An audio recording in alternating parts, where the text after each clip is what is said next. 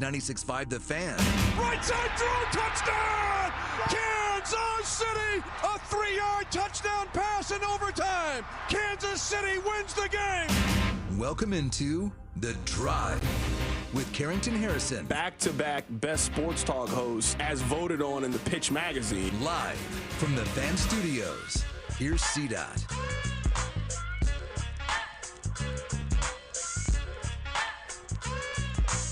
Let's do this. Another day, another dollar, another edition of The Drive. You are listening to The Drive on 96.5 The Fan, 96.5thefan.com, and also the Odyssey app. My name is Carrington Harrison. Excited to be here. The gang is reunited. Rob Brenton is back, fresh off of jury duty, and we got a lot to get into. We are taking you up to the royal debut for Jack Kaggleon as he is set to make his major league debut coming up later today in St. Louis against the St. Louis Cardinals. Vern will be on the show coming up at 4 o'clock today to get you ready for that.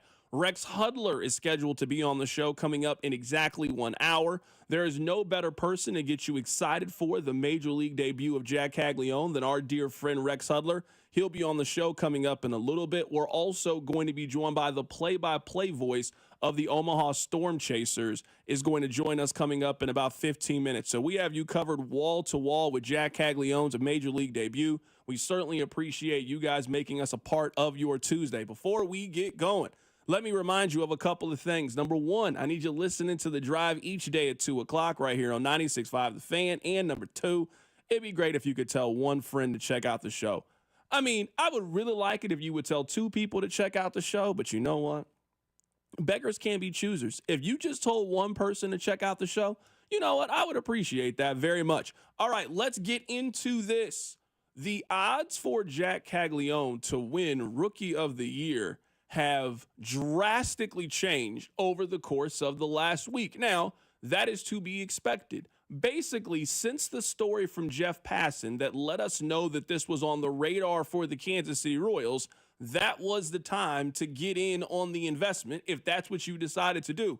Now, I mean, it's a decent return if Jack Kaggleon wins Rookie of the Year, but the real gold mine was getting it a couple of weeks ago. Now, let me give you the stats of what the Rookie of the Year has been the last couple of seasons. Because yesterday, Rob, when you were out, a lot of people were mentioning that the Royals think this can be their savior, or could he potentially be their savior for this offense? Now, I don't think that's a realistic expectation. We're talking about a player who is yet to have a major league at bat. I don't think the expectation is for him to come in and be a savior. I do think there is an expectation, especially with how quickly he has gotten here, especially with how good of a college player he was, how solid of a minor leaguer he was, how the offense has been consistent. I do think there is an expectation that he can contribute to what you have offensively and be an upgrade over, well, basically everybody they have tried at the positions that he is going to play this season. So, the last position player to win Rookie of the Year was Gunnar Henderson. You guys have certainly heard of him. Very talented shortstop who plays for the Baltimore Orioles. So we did his stats from June 1 until the end of the season. It's not fair to count May and April numbers. Jack Kaggleon wasn't up at that point. Gunnar Henderson, from June 1st until the end of the season, hit .276 with a .322 on-base percentage, had an OPS of .856, had 23 home runs and 68 RBIs after Memorial Day. We'll go to Julio Rodriguez, very talented player for the Seattle Mariners. He hit .293, had an on-base percentage of .360, had an OPS of .918, 22 home runs, and 52 RBIs from June 1 until the end of the season. Again, the expectation is not for Jack Kaggleon to fly in and save the Kansas City Royal offense. We'll talk more about that as the show progresses. But if you are looking at a savior, Vinny needs to be a savior. Salvador Perez needs to be a savior. They need to get the power numbers for Bobby Witt Jr. back on track if you were talking about someone swooping in and saving the Royals offense. But if you are telling me that there is a chance, if Jack Kaggleon is the prospect and is the player and continues to translate offensively the way that a lot of people think that he can, they just potentially added a .280 hitter who could hit 20 home runs and drive in runs for you for the rest of the season. Think about the protection that gives you in the lineup for a team that I still think is going to go out and make a move at the deadline. Adding those two players for the final 100 games of the season is a massive swing for an offense that doesn't look like it has a pulse on most nights.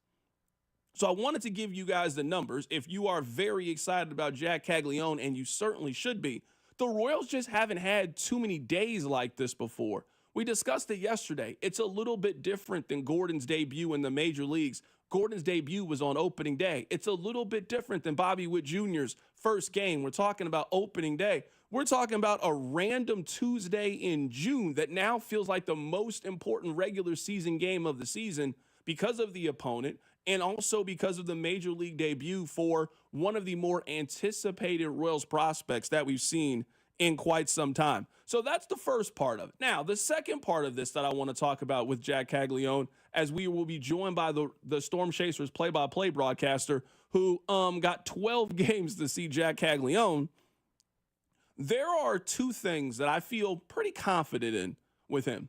Let's talk about the positive. The offensive numbers. I just gave you the Rookie of the Year. Sam McDowell had this stat in the Kansas City Star. In pitches thrown in the strike zone, Jack Kaggleon this year had a 394 average and a 970 slugging percentage on balls thrown inside the strike zone. That was the fourth best of any hitter in AAA this year. If they are going to pitch to him, and he is obviously going to get pitches to hit, I have very little doubt that he will be able to translate offensively. Look at the numbers. Everywhere he's gone, he's hit. I don't have too many questions on whether or not he's going to be able to hit at this level because we have a history and a track record to suggest I think he's going to be able to translate there. The other thing, though, and the thing that I'd be a little bit concerned about with Jack Kaggleon is I think he's going to strike out a bunch. So I just gave you the numbers on the positive. On balls thrown inside the strike zone, he hit 394 with a 970 slugging percentage. Incredible averages. He swung at 24 pitches out of the strike zone in his first 10 games down in AAA. He is going to swing a bunch. Now, some of that is just the way that baseball is taught very differently in years past, and it's also something that I think it's pretty clear that Jack Kaggleon needs to work on, and you are expecting it to improve as he becomes a more disciplined eye and continues to grow as a player. To put that into a percentage, he swung on 36% of pitches outside of the strike zone. He's going to swing very freely. He's going to miss on a lot of pitches, I think the numbers suggest. But I think you are pretty clearly willing to take what you deem to be the overwhelming positives than the couple of flaws in his game. I think they're going to bring him around pretty slowly in the outfield. He's only played 14 games of outfield in the minors. So I don't know if he yet is going to be your everyday right fielder. I think he'll play a little bit of right field, but I think they are going to experiment, play him at a little bit of first base, play him as some designated hitter, play him where he's played in college and feels comfortable, and also continue to play him in the outfield at a position that the Royals desperately need a little bit of impact and a little bit of a power bat. But the Royals are going to put him in the lineup. They should put him in the lineup. And I also don't think that he's someone that you can be afraid of. Throw him in where you normally would. Don't hide him and put him at 7th and 8th. No, build your ideal lineup. So when we get that lineup, maybe it's out, Rob, and I just haven't seen it. I want to see him hitting 4th or 5th. Maybe you hit him at 6th, but I don't want this to be a scenario where you got him hitting 8th today. No, you brought him up here as someone who can help energize this offense, build the ideal lineup. There are no more reinforcements coming for this team, not in the short term, not before the trade deadline. This is it. So right now you have the ability, if you are the Royals, to build out your, quote, playoff lineup today. You had an off day yesterday. Everybody is healthy. You go out there and you try to build the ideal lineup today to go out there to take advantage of a pitcher who has an over 4 ERA in a ballpark that's pretty favorable to offensive players. And let's see if you can get this offense going and turn this thing around from the offensive perspective. Coming up on the other side, we're going to head to Omaha, Nebraska to be joined by the play-by-play voice of the Omaha Storm Chasers. We'll find out how the 2 weeks went for Jack Kaggleon up there as we are getting ready for his debut, as he is set to debut later today right here on 96.5 The Fan against the St. Louis Cardinals. Keep it right here, it's The Drive. Hey, it's Lucas Ursig from the Kansas City Royals. You're listening to The Drive with C-Dot on 96.5 The Fan. Brought to you by DM Injury Law.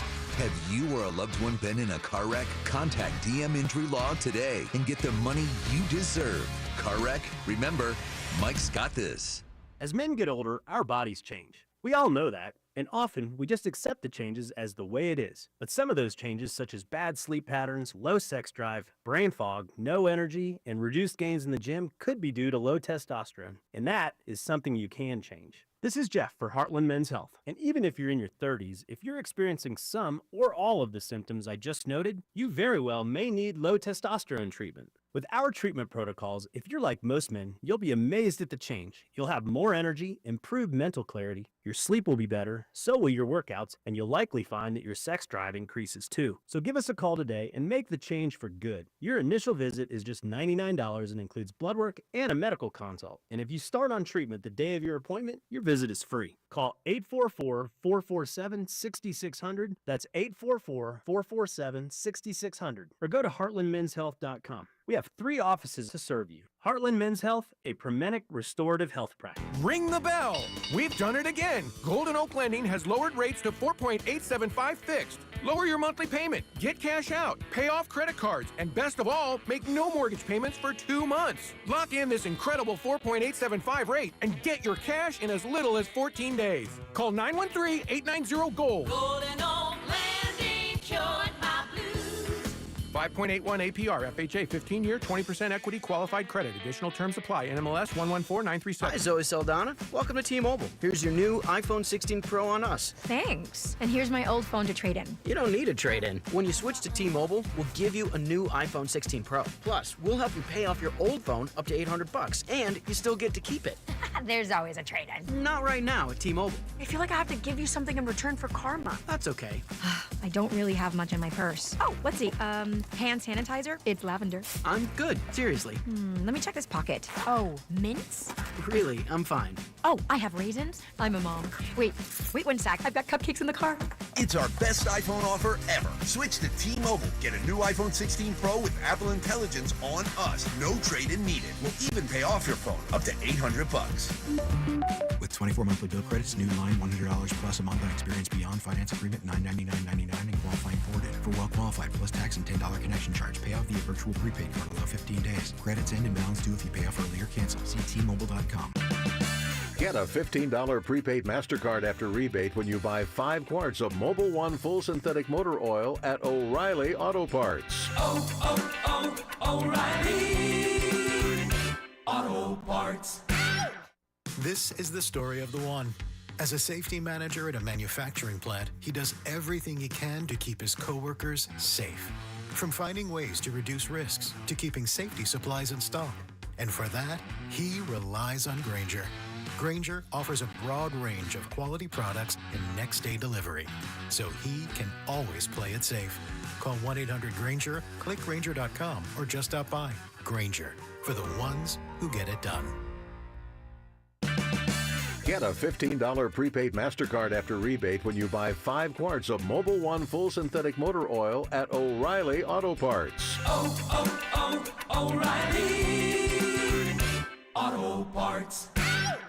Dominate your fantasy baseball league with Fantasy Baseball Today, part of the CBS Sports Podcast Network. Join Scott White, Chris Towers, and me, Frank Stamfel, every weekday as we recap every player from every game. We'll get you the latest news, waiver wire adds and drops, trades to make, prospect promotions, and everything else you need to take down your league. Follow and listen to Fantasy Baseball Today on the free Odyssey app or wherever you get your podcasts. You've heard it said, you are what you eat. Well, similarly, you are what you breathe. Air quality can be anywhere between 2 to 5 times worse inside your home than outside. In fact, the EPA has listed indoor air quality as one of the major threats to America's health. That's why Zero Res KC is here to help with air duct cleaning. They're having their best Zero Res flash sale right now. Get $150 off air duct cleaning when you make an appointment this week. Just go to ZeroResKC.com to book an appointment. That's ZeroResKC.com. Honey, in case you can't tell from the recliner, summer is here, and our house desperately needs the experts at Powell Exteriors KC for siding, windows, entry doors, beautiful decks, patio covers, roofs, and more. Get ready for the heat at PowellKC.com. The summer sale is happening now at Peter's Clothiers. Save from 20 to 50% off on suits, sports coats, and sportswear. Perfect your look with their in-house tailoring. Peter's Clothiers, 124th and State Line Road. You're listening to 96.5 The Fan from the Mission Plumbing, Heating, and Cooling Studios. Hey Kansas City, it's Bobby Witt Jr. Welcome into The Drive with Carrington Harrison on your home for Royals baseball. 96.5 The Fan.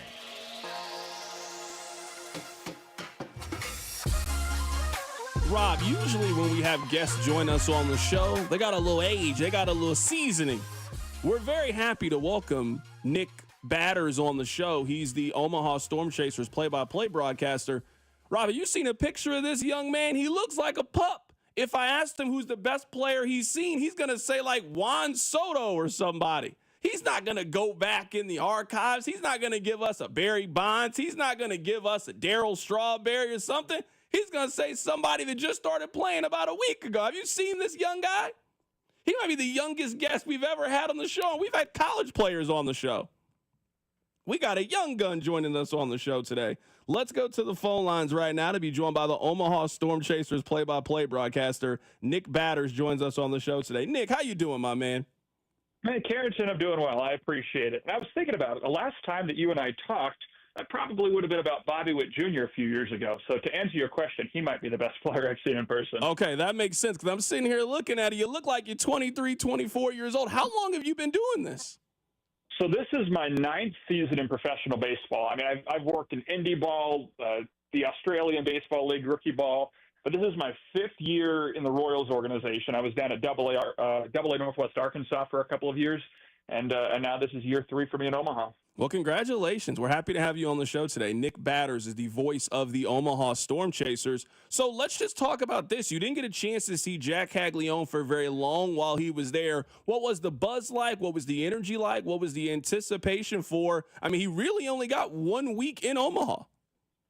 It's remarkable, isn't it? I figured he wouldn't be here for all that long. I don't know if I could have predicted 2 weeks. I'm glad I got to see him for a week on the road in Salt Lake City before seeing him at Warner Park. It was a treat. It was fun. I mean, I kind of talked about it over the course of the week here in Omaha, but when Jack Kaggleon stepped to the plate, the buzz in the ballpark just sounded a little bit different. And honestly, that was even the case in Salt Lake when we were on the road for his first week at AAA. And that was a fun week because when Jack got to Omaha for his first AAA games, the Angels also promoted their top prospect, Christian Moore. And he was drafted just a couple picks behind Jack last year.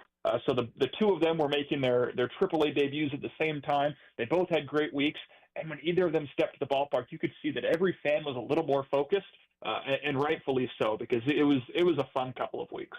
We were trying to think of how many times the Royals have had a prospect like this. Alex Gordon was a little bit different, his debut, because it was on opening day. You mentioned Bobby Witt Jr. His debut was also on opening day. So that kind of changes the calculus and the excitement because everybody's excited. It's the first game of the season. You've seen all of these guys come through Omaha. How many prospects have you seen that have anticipated this kind of excitement and intrigue around them? I can't think of anyone that's had this kind of excitement and intrigue since Bobby in 21 probably. And at the time I was with the Naturals, so him starting his Double-A career a little different than Jack getting called up to Triple-A, and part of it was COVID and the attendance was constricted at the minor league level to begin 2021. But the excitement on social media, the excitement of the ballpark, I mean, even just seeing the number of kids that want the player's autograph, I really haven't seen anything like it since Bobby, and at least over the last 5 years, these two kind of stand out amongst everyone else. We had JJ Cooper on the show yesterday, and he said that he feels Jack Kaggleon has the best raw power of a Royals prospect since Bo Jackson. You got a chance to see that raw power. What is it like in person? Oh, it's special. Every time that I had it, I mean, I'm always trying to watch batting practice down on the field. To be clear, it's an everyday thing for me. If the Chasers are taking batting practice, I'm down on the down by the cage watching. But it was extra special to be able to watch Jack hit. It sounds cliche, but the ball just kind of sounds different off his bat. It goes a little further. It's hit a little faster. So it was special, especially in Salt Lake. And none of the home runs that he hit in games in Salt Lake, I think, were elevation aided. I mean, they all would have been out at any ballpark. But batting practice at elevation was especially fun. A lot of people have discussed his chase rate and swinging on pitches out of the zone. You got a chance to see that as well. He had 9 strikeouts in 12 games. Is that as big of a worry that people have presented it to be? That's a good question. And for me, it's a little tough to pinpoint because I only had, like you said, about 2 weeks with him. There were definitely a few at-bats where he went down on, say, 3 strikes, and it was chasing pitches out of the zone, but it wasn't as much of an issue as I expected it to be. I was really impressed with how quickly he adapted. I mean, he didn't draw a lot of. I think he drew 1 walk last week, and it was an intentional walk. This is in Salt Lake City. He was intentionally walked once, but he drew some walks this past week. So he seemed to be able to make that adjustment quickly. And really, the adjustments were the biggest thing that stood out to me this week. He wasn't chasing as much. He was walking a little more, and he was hitting to the opposite field a little more. And I would imagine, I have no insight, but I would imagine those are the kinds of things that the Royals see as a positive progression, and perhaps why he is warranted an opportunity so quickly in the big leagues. This feels like this is sort of the gift and a curse of having someone that has that kind of power, especially now in the modern game. Just strikeouts, they don't count as much as they used to. There isn't the stigma around it than it was 20 years ago when it comes to striking out, that it feels like that's a trade that you were willing to take for the raw power that he has. Yeah, I think that's fair. Obviously, you hope the strikeout numbers cut down, but, I mean, he had more runs batted in with Omaha than he did games played, and that was the case in Northwest Arkansas as well. So you look at what he did at the minor league level as a whole this year, he drove in more runs than he played games, and that's always a good ratio to have. So you hope the strikeout numbers go down. You hope the chase and the swing and miss lower a little bit. But, I mean, the strikeout rate was still relatively low with Omaha. I mean, you look at the Storm Chaser hitters as a whole, and Jack did have one of the lower strikeout rates among, let's say, players that played 10 games. So it's encouraging that the strikeout rate seemed to lower a little bit at AAA, but when you're getting that kind of run production, I mean, there's definitely a trade-off. Right now, we're talking to Nicholas Batter here for a couple more minutes. He is the play-by-play voice for the Omaha Storm Chasers, not just from the Royals' perspective, because we know they haven't had that many prospects like this. How many prospects have you seen or covered that just ran through the minor leagues so quickly and made it look so easy? We're talking about a guy who played 50 games in the minor leagues if you add his time in Omaha and Northwest Arkansas, and now he's making his major league debut. I feel like it's starting to happen more and more. How many of those guys have you seen? How many of those guys have you covered? It's definitely becoming more common, and I want to be careful because I don't want to make any comparisons, but in thinking of people that I've seen come through either Omaha or Northwest Arkansas over the last several years, Julio Rodriguez in 2021 stands out. He wasn't with the Arkansas Travelers all that long, and he got up to Seattle pretty quickly. Granted, he had more time in the minor leagues with Jack. I was very fortunate we got to see Paul Skeens start last year with Indianapolis against the Storm Chasers. Again, that's a guy who debuted within a year of being drafted, so kind of a similar timeline. That was a fun afternoon. I would have loved to see Omaha have success against Paul Skeens, but it was still a treat to watch, and it didn't wind up all that long after he was facing Omaha. He made it up to the big leagues with the Pirates. Those are a couple that jump out to me. We got a little bit of Pete Crow Armstrong with the Iowa Cubs. He was in AAA a little longer. I'm trying to think. Those are the ones that stand out to me. But we've been fortunate. There have been a lot of top 100 prospects that have come through Omaha over the last few years. I have to ask you about the defense for Jack Kaggleon. I believe he's only played 14 games in the outfield so far in his minor league career, so it's not like you or I have a real big sample size of what that looks like defensively. What have you kind of heard? What have you seen about his defensive ability? And for the guys that you've scouted, what is usually the learning curve that it is where you're going to go from being a position player, first baseman type, to now switching to left or right field?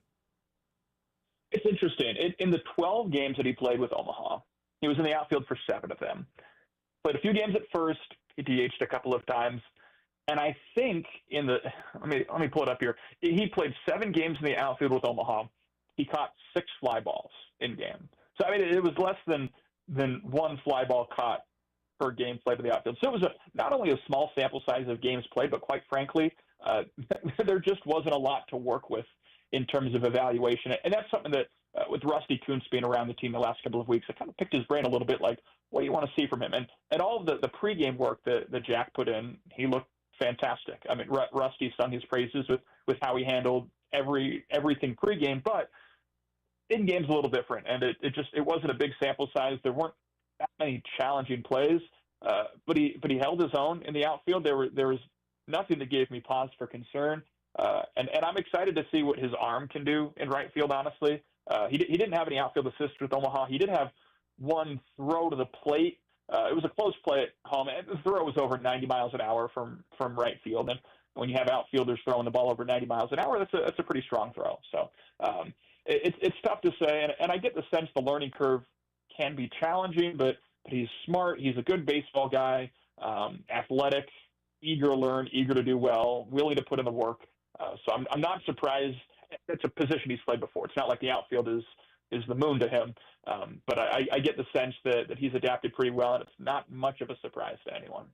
2-part question here. What are you looking for to determine if a prospect is ready? And, I mean, do you think that Jack is ready to handle the expectation, handle major league pitching, handle being a professional big leaguer? Yeah, everything about the way that Jack conducted himself when he was in Omaha, whether it was with the media, with his teammates, with fans, just watching the way that he went about his business, I'm not surprised that he was called up so quickly, I think you could say. I mean, he kind of just looks like a big leaguer when you watch him walk in the field or when you watch him stand in the batter's box. He looks like a big leaguer. So I do think that I'll be curious to see what the adjustment is to big league pitching. I'm not totally sure what to expect there. There are probably going to be some struggles. I do think there's a good chance he has some success. I do think he's probably ready for the big leagues. It's just tough to say after such a small sample size in the minor leagues in general, even going back to high A quad cities. But with the prospect of his caliber, with the track record of the minors, I would not be surprised if the big league slump or struggles are pretty minor. Last couple of questions here, Nick, and we appreciate your time. First off, we love asking people for their player comparisons. Do you have one with Jack Kaggleon? We've heard Pete Alonso thrown out there. We had JJ Cooper on. He compared him to early Giancarlo Stanton. So we've heard some comparisons. Do you have one? Is there a prospect or player that he reminds you of? Well, if there's one singular person that he reminds me of, and I'm always a little wary with comparisons, but I think the names that you mentioned are fair. I mean, he's 6'5", 250 pounds, and the players that are that size in the major leagues, whether it's early Stanton, Alonso, and Aaron Judge is a big guy. I do see similarities in the power, the contact skills, just the way that he looks on the field does kind of remind me of, I think, those 3 guys between Alonso, Stanton, and Judge. There are kind of similarities in how they look, but I guess we'll see what he does over the beginning of his major league career, and then maybe the comparisons will be a little more sharp. Whenever you order a hot dog, I'm only going to give you 2 toppings. What do you put on your hot dog? Is it bad that I don't like toppings on my hot dog? I don't think there's anything wrong with a hot, like, you give me a good hot dog and a fresh bun, and I'm happy. I don't need any ketchup or mustard or anything to make it fancy. You got to have some kind of beverage. How are you washing it down? You're just going just straight raw hot dog? You're not washing it down with anything? I don't know. I'm not it's lame, but I drink a ton of water. Maybe a Mountain Dew every now and again, but I'm a pretty simple guy, all things considered. I know, boring answer, unfortunately. Whenever you go get bottled water, do you have a certain brand that you try to get? Now, see, here's the thing. We have in the Storm Chasers press box and front office, really all across all the employee spaces, we have the refillable, like the water tower that's, filters the water. So that's usually what I'm going for, my reusable water bottle, and just going with that. Even at home, I'm probably going to the Brita pitcher before I'm grabbing just a bottle of water. All right, last thing here. How realistic is the movie Bull Durham? You spent a lot of time in minor league baseball. How realistic is the movie?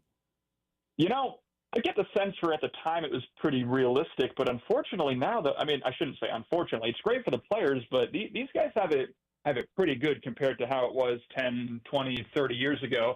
I mean, now the housing's paid for, the paychecks are a lot more, the road trips are a lot better, because now in the minor leagues we have they don't call it an off day, it's the Monday travel day. So it's going to be very rare that you're flying day of. The buses are a lot nicer. Major League Baseball has all these high standards that teams have to go to for travel, for accommodation, for how the players are treated. So what Bull Durham depicts minor league baseball accurate for the time, but it really is night and day between how much Major League Baseball has, let's say, improved the minor leagues over the last 5 years. It is remarkable how much has changed. Nick, you don't want to say it. These players are getting soft. I'll say it. Go ahead and say it, Nick. I want to put this on awful announcing. Minor league broadcaster says that minor league prospects are getting soft. Oh, I don't know about soft, but I'll get the old Omaha Royals broadcaster Frank Adkinson emailed me. I think I made some comment on a broadcast about how it was a tough turnaround coming back, a late night flight and an early day game. It was a late night flight on Saturday, early day game on Tuesday, and I got a fun email from the old Omaha broadcaster Frank saying, "Oh, you don't know how good you have it, Nicholas. In my day, we played 5 games in 5 days in 4 cities." And I do think these guys look. There's some of them like Omaha is, say, MJ Melendez, Nick Prado. They were around in the it's really the pre-COVID days of minor league baseball. But yeah, some of these guys that were drafted in 21, 22, even back to 2020. Maybe they don't realize how good they have it now compared to what it used to be. That is Nicholas Batters joining us on the show today. He is the play-by-play voice for the Omaha Storm Chasers. He got to see Jack Kaggleon for less than 2 weeks, and now you know what? He is going to make his major league debut coming up at Busch Stadium later today. You can hear that right here on 96.5 The Fan. Nick, great stuff, man. Look forward to catching up with you down the line. Carrington, I always appreciate it. Thanks for the time. Absolutely. That is Nicholas Batters joining us on the show today. He covers the Omaha Storm Chasers. Every person who has been doing a job for any amount of time will always tell you how much more difficult their job was than you have it now. It doesn't matter what profession you are in. It might honestly be the exact same, but just if you've been doing it for a while, you're going to always tell the young bucks, man, y'all don't realize, man, how radio used to be, Rob. Think about how much radio has changed from when you started to what it is now. One day there's going to be a Rob Brittany. You're going to be telling him, man, we had to look up the stats in the encyclopedia. No, you didn't. You used Chat GPT. What are you talking about? Man, I'm telling you, man, look at the picture quality. I could barely see the games back in the day. Anybody that has done a job for a long enough time will tell you how much more difficult their job was in 2011 than it is now. No, it's not. It's the same. Stop complaining. Shout out to Nicholas Batter joining us on the show today. I mean, we had interns a couple years ago, and a couple of them are now employees, JT, Quentin, and the likes. They would tell stories about their time starting in radio, and I definitely had those old man. Like, what are you talking about? They would be like, oh, the graphics, you gotta have them tweaked and cut. I didn't have no graphics when I started in radio. You just grinded through it. That's what you had to do. Text line 913-586-7965. Did the tornado alert sound go off during the interview? I don't know. Yeah, it did. I can't hear the sounder, so I'm just doing the show, and then you'll tell me if we're still on the air or not. So I apologize if you missed anything. I do not hear the tornado sounder. They obviously don't care about my safety. They care about your safety. They don't care if Rob and I get hit with a tornado or not. Radio don't stop. We better keep talking. I can say it did go off during the interview. It's now back to normal. I am seeing the National Weather Service has tweeted out that there's a tornado likely near the Truman Sports Complex right now. So please be safe if you're out, especially near the Truman Sports Complex. I would make a joke, but you know what? Let's move on. I'm just passing along the information. Let's move on. I would say something, but I'm just going to go ahead and move on. I'm trying to help the people. I don't want the Royals or Chiefs mad at me. This has been the longest peace tenure we've had with both of the sports teams. So I'm trying to keep it that way. Did you know that today on FanDuel, these are the top 5 most bet players to hit a home run today? Number 5 is Max Kepler. Number 4, Shohei Ohtani. Number 3, Kerry Carpenter. Number 2, Jack Kaggleon. And number 1, Aaron Judge. So if you want to take a bet over there on FanDuel, please gamble responsibly. They are also giving a 50% boost for Jack Kaggleon to hit a home run today. So for those of you who don't know what this means, you can get Jack Kaggleon with the boost at plus 900. That means you can bet $10 that he'll hit a home run today. And you can turn that $10 into $100 if he hits a home run today. I mean, I get why people are betting on him to hit a home run today. I mean, it just kind of feels like, you know who Jack Kaggleon? Jack Kaggleon is that guy that everything just always works for him. You know, in high school, he got all the girls. He was the varsity captain on the football, basketball, baseball team. He then went to college. He was amazing. He only played 50 games in the minor leagues, and now he's there. I mean, this would actually be very much on brand for Jack Kaggleon in his first Major League Baseball game to hit a home run today. That actually checks out that that's something that he would do. So I certainly get why he's very popular. He is the second most bet player today on FanDuel to hit a home run behind Aaron Judge, where Aaron Judge, he shouldn't even count. He shouldn't count. So Jack Kaggleon really is number 1 on the list, and then Aaron Judge, him and Shohei should just be on their own list. They just hit home runs so frequently.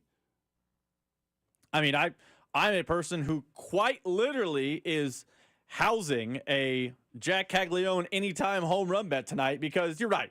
Shohei and Judge are just different animals. They don't really count. But the fact that Jack Kaggleon has taken exactly 0, they might have taken BP by now. He's taken BP maybe once in his major league career, has seen 0 major league pitchers, and is only plus 600, which for those of you that bet the anytime home runs, that's about right, especially for the Royals this year. A plus 600 is par for the course. If you Dinger Tuesday boost it against a pitcher with a 4 ERA from the Cardinals, that's a nice little payday you have from watching the Phenom hit a home run. No, for sure. Something that you want to happen anyway. Someone on the text line says that the siren went off while he was giving his player comparison. His player comparison was the Pete Alonso. So if you missed it, that's what he said. He said the Pete Alonso one checks out for him. That does feel like the most likely comparison. Not saying that he's going to turn out to be Pete Alonso, but I think we have heard from enough people that have given their player comparison for him, and that just feels like the one that makes the most sense for where he is as a prospect. Text line 913-586-7965. We're talking about Jack Kaggleon, who is going to make his Major League debut coming up later today. You can hear that right here on 96.5 The Fan. Oh, you cut it, Rob. Hey, I'll play it for you guys that missed it. This happened during the tornado siren alert, so I want you guys to hear it. 6'5", 250 pounds, and the players that are that size in the major leagues, whether it's early Stanton, Alonso, and Aaron Judge is a big guy. I do see similarities in his the power, the contact skills. Just the way that he looks on the field does kind of remind me of, I think, those 3 guys between Alonso, Stanton, and Judge. There are kind of similarities in how they look, but I guess we'll see what he does over the beginning of his major league career, and then maybe the comparisons will be a little more sharp. That was Nicholas Batter, who was on the show earlier today. If you missed any part of it, be sure to check out the podcast page on 965thefan.com and also the Odyssey app. Coming up on the other side, we'll take a shift pivot away from this. HUD will be on the show coming up at the top of the hour. The Chiefs lobbyist is meeting with Missouri state government representatives, and he gave a number on how much he believes a renovation will cost for Arrowhead. I'll tell you what it is. Keep it right here. So drive. You're listening to The Drive with Carrington Harrison. For the first time in a long time, I'm willing to dream that this can be a special season for the Missouri Tigers. Brought to you by DM Injury Law. Have you or a loved one been in a car wreck? Contact DM Injury Law today and get the money you deserve. Car wreck? Remember, Mike's got this. 96.5 The Fan.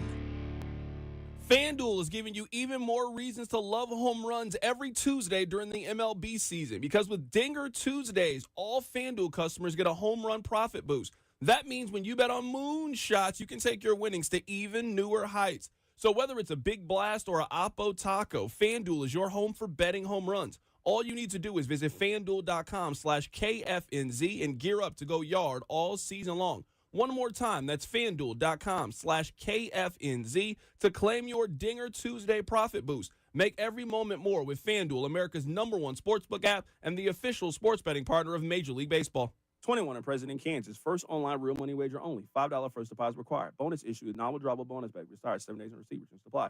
See terms at sportsbook.fanduel.com. FanDuel is offering online sports wagering in Kansas. Under agreement, Kansas Star Casino, LLC. Gambling problem. Get up at your best bet. Call 1-800-522-4700 or visit kansasgamblinghelp.com. Psst. Hey, you. Wouldn't a Diet Coke at 7 a.m. totally hit? You know you can get that from Wendy's for just $1, right? Even you, girl drinking a Fanta on the way to 8 a.m. Pilates class. Any soda you want, any size, just $1. So go get that breakfast soda, you morning menace. But maybe hurry, because it's only during breakfast. Morning soda? Gotta be Wendy's. Limited time only at participating U.S. Wendy's during breakfast hours. Exclusions apply. Not valid in a combo. Prices may be higher in Hawaii. This summer, Casey's has 89-cent fountain and frozen drinks. But if you don't have 89 cents, you could check your center console, or dig between your couch cushions, or ask Grandma for $1, or just use your credit card. We take those too. 89-cent frozen and fountain drinks at Casey's all summer long. Restrictions may apply. See store for details. New Harley-Davidson Street Glides under $265 a month at Rawhide Harley. Right out for under $265 a month on a new Street Glide at Rawhide Harley-Davidson. Payments based on Street Glide model and base color with 30% down, 96-month term, 6.99% APR with approved credit. Doesn't include brake setup, tax, title, and license fees. See dealer for details. Do you think astronauts fight over elbow room? Probably. Because advanced tech doesn't always mean more space. Until now. Introducing the Hyundai Ioniq 9, a 3-row electric SUV with over 300 miles of range, ultra-fast charging capability, and lots of space. The all-new Hyundai Ioniq 9. Space in an EV. Visit HyundaiUSA.com or call 562-314-4603 for more details. EPA estimated range for Ioniq 9 based on fully charged battery. For comparison purposes only. Actual range will vary based on several factors. The DQ Sauced and Tossed Chicken Strip Baskets have more flavor than your taste buds know what to do with. We start with all white meat, breaded, seasoned, and fried to crunchy perfection. Next, we double down and toss them in honey barbecue or new buffalo sauce. Serve them up with DQ fries, Texas toast, and house-made Hidden Valley Ranch, and you've got flavor on flavor on flavor. Get the Sauced and Tossed Chicken Strip Basket in honey barbecue or new buffalo right now at DQ. Happy tastes good.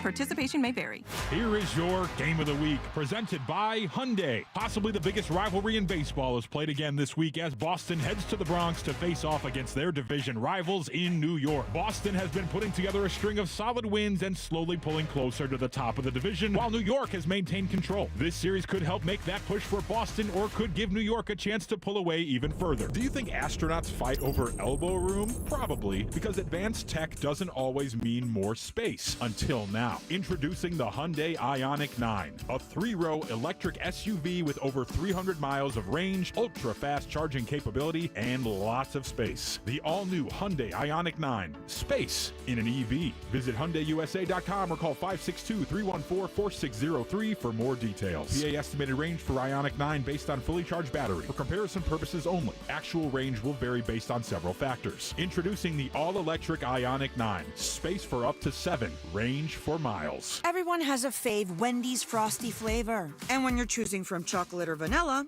it's not that hard. But now, there's all new Frosty Swirls and Frosty Fusions. So try picking your fave from Oreo Brownie Fusion, Pop-Tarts Strawberry Fusion, Strawberry Swirl, Brownie Batter Swirl, Caramel Swirl, and Caramel Crunch Fusion. Not so easy now, huh? For a fresh way to Frosty, gotta be Wendy's. Open till midnight or later. Participating U.S. Wendy's. Hours may vary by location. Oreo is a trademark of Mondelez International Group. Pop-Tarts is a trademark of Kellogg North America Co. LLC. Used with permission. It's time Time for the pro to get everything for the entire job, all from one partner. To get access to over 3 million products, including many products you won't find in our stores. It's time to get delivery on your schedule or next day on over 50,000 products. And time to get dedicated support on the job site or in our stores. From ordering to planning, we've got you.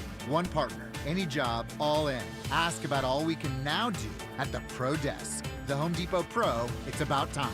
This afternoon, expect stormy conditions with showers, temperatures reaching 77. Weather brought to you by Staples. Have you heard? The Staples Easy button is back with even more easy.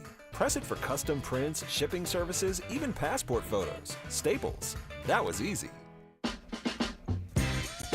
Be sure to follow The Drive on the Odyssey app or wherever you get your podcasts. We'll get back to local here coming up soon. Have you guys seen the picture of the attendance from the Rockies and Marlins game? Rob, do you know how many people were at last night's Rockies and Marlins game? I can't imagine a world in which I would spend money to go watch the Colorado Rockies play. Now, if it's free, sure, I'll go out there, have myself a Coors Light, have myself a beer, enjoy a nice Denver evening, but there's no world in which I pay. How much do you think, or how many people do you think were at yesterday's Rockies and Marlins game? Do you have a guess? Like announced attendance or paid attendance? Did they break 10? I'm going to say 9 and change. 5,894 people yesterday went to the Rockies and Marlins game. Just wanted to give you guys just a little example. That's just season ticket holders. At that point, there is no walk up if you're only getting 5,000 to the yard. You got season tickets for either the Marlins or the Rockies, I would ask for my money back immediately. Immediately, I would go to whoever I need to talk to. I'm calling my credit card company. I'm telling them that my card was stolen. I did not put Colorado Rockies season tickets on my credit card. No way in the world did I do this. Please give me my money back. I know the game was in Miami. Is it possible that you have, like, if you buy season tickets, it's like a PSL, and now you can go see Pitbull or Flo Rida or whoever come to Marlins Park or that random bowl game that's at Marlins Park? You now get an opportunity to see those things, but you have to eat it on Marlins tickets. Maybe 5,000 people did that. I don't know, but I'm telling you that I don't know if going to see Flo Rida or Pitbull in Miami is that big of a deal. It's like going to see Tech 9. If you live in Kansas City, you've seen Tech 9 perform at least 3 times. That's your first concert. You just don't even know it. Hey, Mom, where are we going? Oh, we're going to see Tech 9. It's time for you to become a man, son. That's what happened. So, yeah, I don't know if you're getting Marlins season tickets because you want to see Pitbull. Why would I go pay to see that? He lives down the street. I saw him at Whole Foods. I don't think you're paying to go see Flo Rida. So let me give you guys this information, and we'll get back to the Royals. So right now they're having the Missouri special session about the bill to help fund the stadium. We would actually be spending a lot of time talking about this, but the Royals, they've called up Jack Kaggleon. But I think this is pretty important. So the Chiefs have a lobbyist. Obviously, they want to try to get this passed. And the Chiefs lobbyist told Missouri senators that if the team stays in Missouri, the Arrowhead Stadium renovation would be somewhere around $1.15 billion. Now, this is an increase from the price tag that they threw out when the vote was happening. The vote back in 2024, they had penciled around $800 million for the renovation. This would be a little bit more. Now, cost of things go up. I get all of that. I'm not here to debate their figures or not, but I mean, that's the number that they're saying, $1.15 billion, which feels like it's in line to me. I mean, to build a new stadium is probably around $2 billion, and I would say that's on the low end. That's how much SoFi, or that's how much Allegiant was, excuse me. That's how much the Atlanta Falcons stadium was. SoFi Stadium's a little bit bigger. They spent a little bit more money. They also have those incredible video screens. So their stadium is a little bit different. So that's what the Chiefs are pitching. The Chiefs are pitching, if we're going to renovate Arrowhead, I do think it's pretty interesting to at least note this, and we'll move on from this, right? We don't got to spend too much time. I'm sure we will have enough time to talk stadium in the future. There has been no conversation that if the Chiefs are going to stay on the Missouri side, that they're building a new stadium. The plan for if the Chiefs stay in Missouri is going to be a commitment to where they already are. It's going to be a commitment to Arrowhead Stadium. There's not been a single piece of conversation, of rumor, of innuendo that would suggest that the Chiefs are interested in a new structure in Missouri. Now, obviously, if they move to Kansas, they have to build them a new stadium. But I think this is the plan. The plan is very simple. It is either pay the money to renovate Arrowhead, and I'm guessing they would do it in steps, or build them a brand new stadium out in Wyandotte County. We'll obviously see what happens, but I wanted to give you guys the number that was quoted today from a Chiefs lobbyist, $1.15 billion. They would project what the renovation cost would be like for the Chiefs at Arrowhead. Earlier today, Eric Hosmer was on the morning show, and here's what he said is the biggest adjustment going from the minor leagues to the majors. Here's Eric Hosmer. Well, I know time is a lot different now, but it's like, okay, the minor leagues, you're going to, a different series, and I know now it's a lot different, 5 games, 6 games, whatever, but you go 3-4 games to one series and say this team's throwing Cags nothing but sliders low and away, and then you go to the next series and they have a different game plan on you. The league, Major League Baseball, the numbers are out. Everybody knows what your flaws are. They're going to continue to basically attack those flaws until you can either prove to lay off of it, or you can just prove that it's not a flaw anymore. So all stuff that I feel like Cags knows what's coming ahead, and that's the beauty of JJ and Q and the staff and all that, is they're going to let him know that stuff, and he's more than prepared. I'm going to guess, this is just an assumption on my part, I'm going to assume that for the first time in a long time, Jack is going to play baseball at a level where the pitchers have the ability to get him out. I don't think that was the case at Florida. I think he was better than the pitching we've seen in the minor league level. I mean, he hit 330 in AA. He hit 320 in AAA. They didn't really have that much of an ability of getting him out. I think he is about to move to a level in which, yeah, their stuff is nasty enough. The movement, the velocity. You are now going to go against a bunch of pitchers that have the ability to get you out. Rob, we were talking about this yesterday, how we were having the conversation about the adjustment to Major League pitching, and people were bringing up the Clayton Kershaw. Going up against Clayton Kershaw at 37 years old in a rehab start, yes, great that you got those 2 hits. It's about to be a whole different level here for you at 22 years old, making the jump to the major leagues. So not saying he can't handle it, not saying he won't have success, but I mean, that's going to be a major, major difference just from Omaha to Northwest Arkansas to when you were in single A ball and in college. You are going to be going up against some of the nastiest stuff that you have ever seen, breaking balls and sliders and curveballs.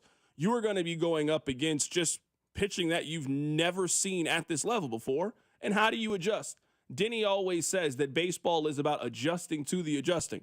Trust me, they will figure out a way to adjust to you. That's just what this level is. Here's what Eric Hosmer had to say is what is the most exciting for the new Royals player, Jack Kaggleon.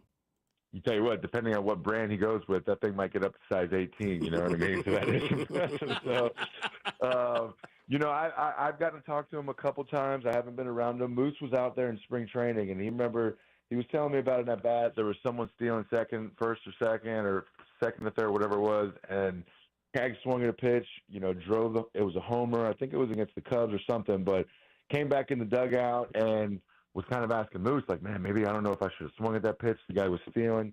I should have gave him a pitch to go, shouldn't I? And just that kind of baseball talk, that kind of awareness lets you know that he's well beyond the years. And, when JJ and these guys are thinking about bringing him up, obviously out of college it's a little different, more advanced, but, we know we're going to be in a pennant race and we're going to be counting on Cags in big situations and stuff like that. Those type of conversations, just know that he can handle it and he's ready for it.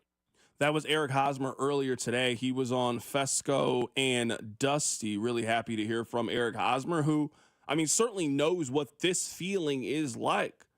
If you have been a Royals fan since Eric Hosmer's, you remember it was a really big deal when Hosmer made his major league debut. They had T-shirts. Remember, it said Hosmer Mania. It was 30,000 people out there. He was the first big Royals prospect in quite some time, and there was an expectation that he was going to hit the ground running, that he was going to be an all-star, that he was going to be a potential future Hall of Fame player. That's how people talked about Eric Hosmer in his high school career and making the jump to the major leagues. So at least this part of Jack Caggleon's career, I don't know if there's too many people better to have speak on what it's like to be in this position as a guy who's set to make his major league debut coming up here in about 4 hours or so.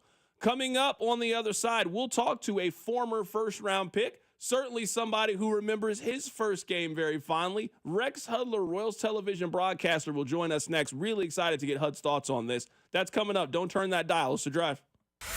The Drive with Carrington Harrison, your home for the best food takes in KC. Regular old American nachos. You know, I don't need jalapenos with mine, just chips, cheese.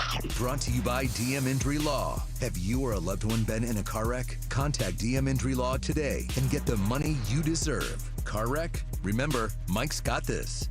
96.5 The Fan. It's one of Kansas City's most fun nights of the year.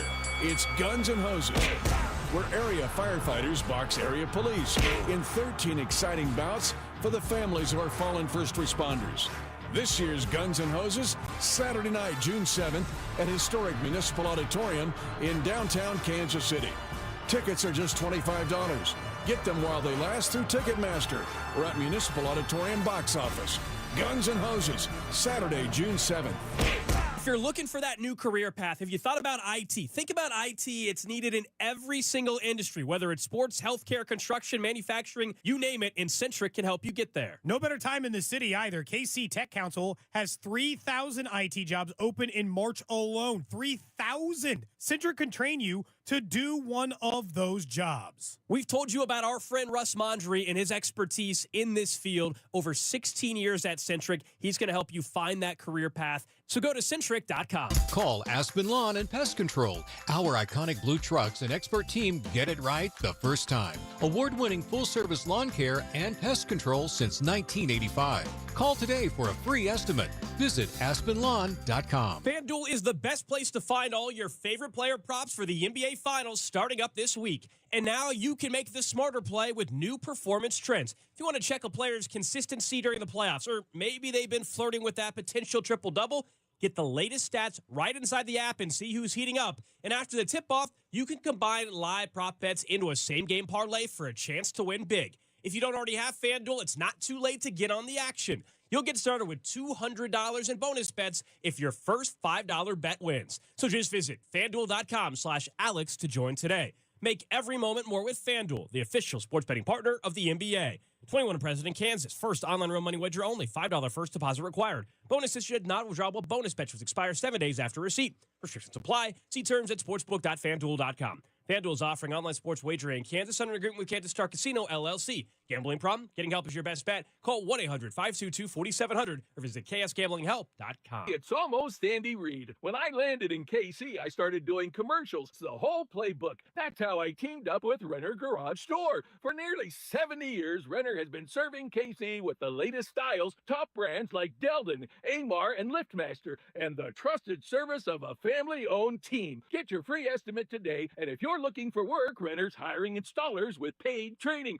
RENNER forward and back. RENNER, RENNER. Exercising and being outside are two things I love doing almost every day. I can't imagine joint pain slowing me down. The good news is, if you do have joint pain, I've got the answer for you. QC Kinetics has over 50,000 satisfied patients in less than a decade, and everyone is getting results with no drugs, no surgery, and no downtime at all. QC Kinetics has been on the cutting edge of regenerative medicine. They use natural treatments that harness your body's own healing power. Regenerative medicine used to be an alternative, and now it's mainstream. So if you love being outside and working out as much as I do, or you just love to play golf or tennis or doing everyday activities, and you don't want to live with that joint pain any longer, call my friends over at QC Kinetics. Don't let sore knees or elbows or shoulders or a back keep you from doing the things you love. Call QC Kinetics today, 816-412-6299, 816-412-6299. Off 435 in State Line and in Gladstone. It's QC Kinetics. Check engine or ABS light on? Take the guesswork out of your warning lights with O'Reilly Veriscan. It's free. Ask for O'Reilly Veriscan. O'Reilly Auto Parts. This is the story of the one. As a safety manager at a manufacturing plant, he does everything he can to keep his coworkers safe. From finding ways to reduce risks to keeping safety supplies in stock. And for that, he relies on Grainger. Grainger offers a broad range of quality products and next-day delivery, so he can always play it safe. Call 1-800-GRAINGER, click Grainger.com, or just stop by. Grainger, for the ones who get it done. Check engine or ABS light on? Take the guesswork out of your warning lights with O'Reilly Veriscan. It's free. Ask for O'Reilly Veriscan. O'Reilly Auto Parts. Royals coverage sponsored by Park and Go, the best deals on airport parking. Step up to the plate and hit a home run with Casey's best airport parking. It's Park and Go. Great service, low price, zero hassle, open 24/7, and all spots are covered. Don't get caught looking. Strike three. Reserve your spot today at bookparkandgo.com. Listen to Jack Caglione's debut tonight with Vern's On Deck show, starting at 5:30. First pitch at 6:45. Right here on your home for Royals baseball. 96.5 The Fan. KFNZ FM and AM, HD1 and HD2 Kansas City. An Odyssey Sports Station.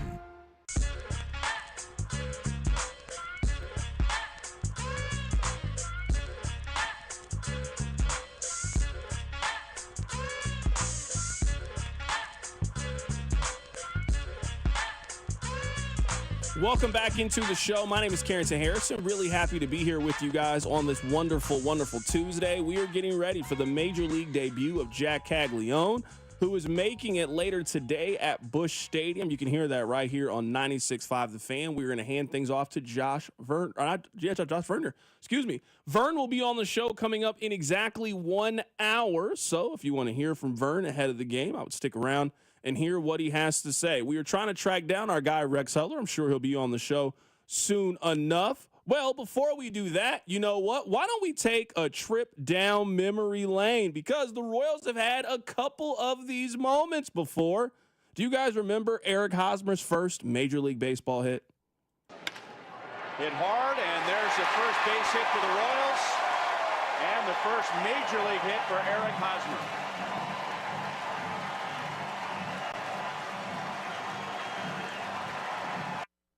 That was Eric Hosmer's first hit. What about Salvador Perez? He made his major league debut against the Tampa Bay Rays. Davis had 96 pitches.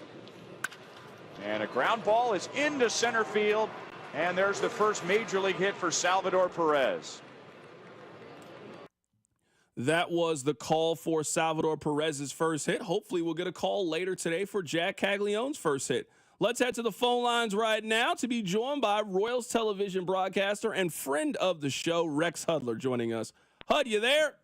Oh, C-Don, I'm so glad that whenever you introduce me now, you don't call me great. You don't call me all those falsehoods, but just bring me to the house to talk to the people. I love it. C-Don, how you been, man? I'm doing fantastic, Hud. There's a lot of things to get your opinion on. Let's just start with this. I want to hear the story about your first Major League game and your first Major League hit.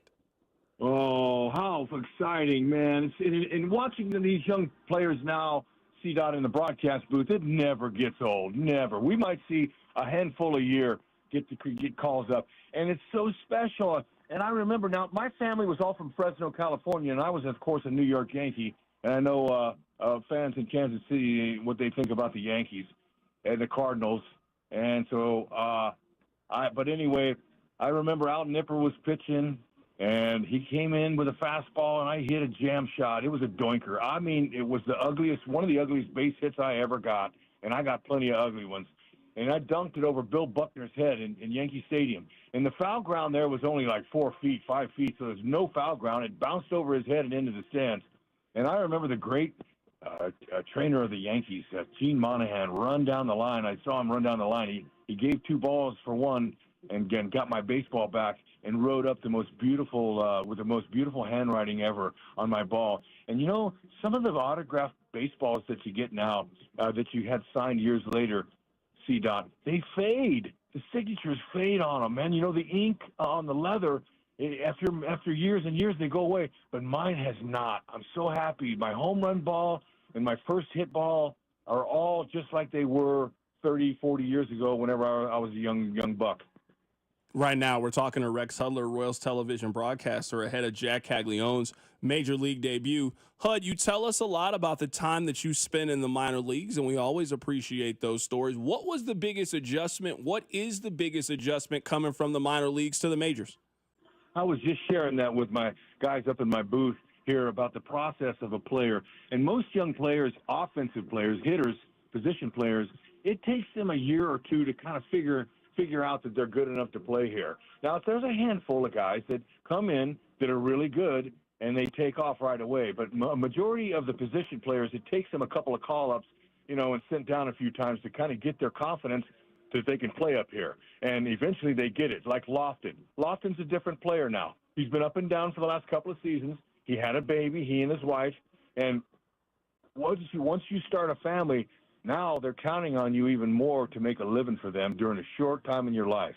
So for a player, he says, okay, it's my turn now. I am going to beat your family, and it's your family against mine. So when you take it to that level, now you become a guy. Pitchers like Noah Cameron, how do you experience that? Noah Cameron comes to the major leagues with the Royals this year, a call out from nowhere. And deals and has dealt every single start. That never happens for a pitcher. Pitchers, how about Brady Singer? How about Bubich and Lynch? Those guys. Man, it took them 2 or 3 years to figure out that they were good, and now they're guys. It just doesn't happen like that. But let's just keep our fingers crossed that a young Jack, lumberjack is what I'm going to call him, once he goes yay really deep, we're going to have some fun with this guy. And hopefully he helps our team get back to where we need to be, and that's about 10 or 15 over 500. But, he'll have his challenges, but he's without watching him ever live, he's got such a good eye and a good disciplined hitter. I think he's going to survive up here.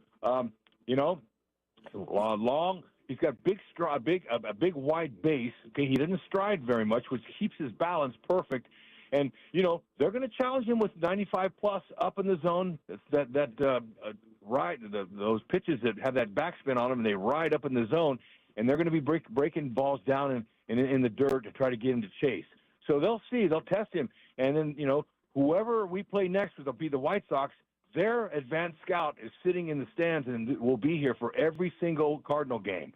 So they'll watch how Jack and the rest of the team does.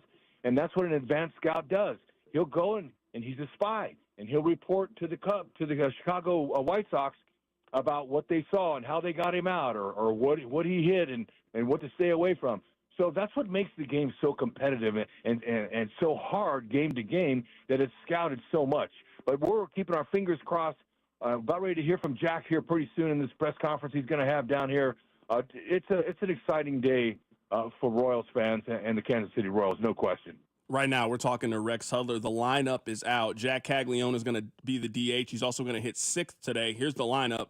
Jonathan India, Bobby Witt Jr., Maikel Garcia. Vinny is going to play 1st today and hit 4th. Salvador Perez is going to hit 5th. Jack Caglione is going to DH and hit 6th. Lofton, Waters, and Isbell. That's the 7, 8, 9. And Michael Lorenzen is on the hill today for the Royals. Hud, I actually like this decision to just let Jack focus on offense. He hasn't played a lot of outfield in the minor leagues, only played 14 games. I do like the decision to just let him designate hit, maybe have him do that for this road trip and just focus on one thing.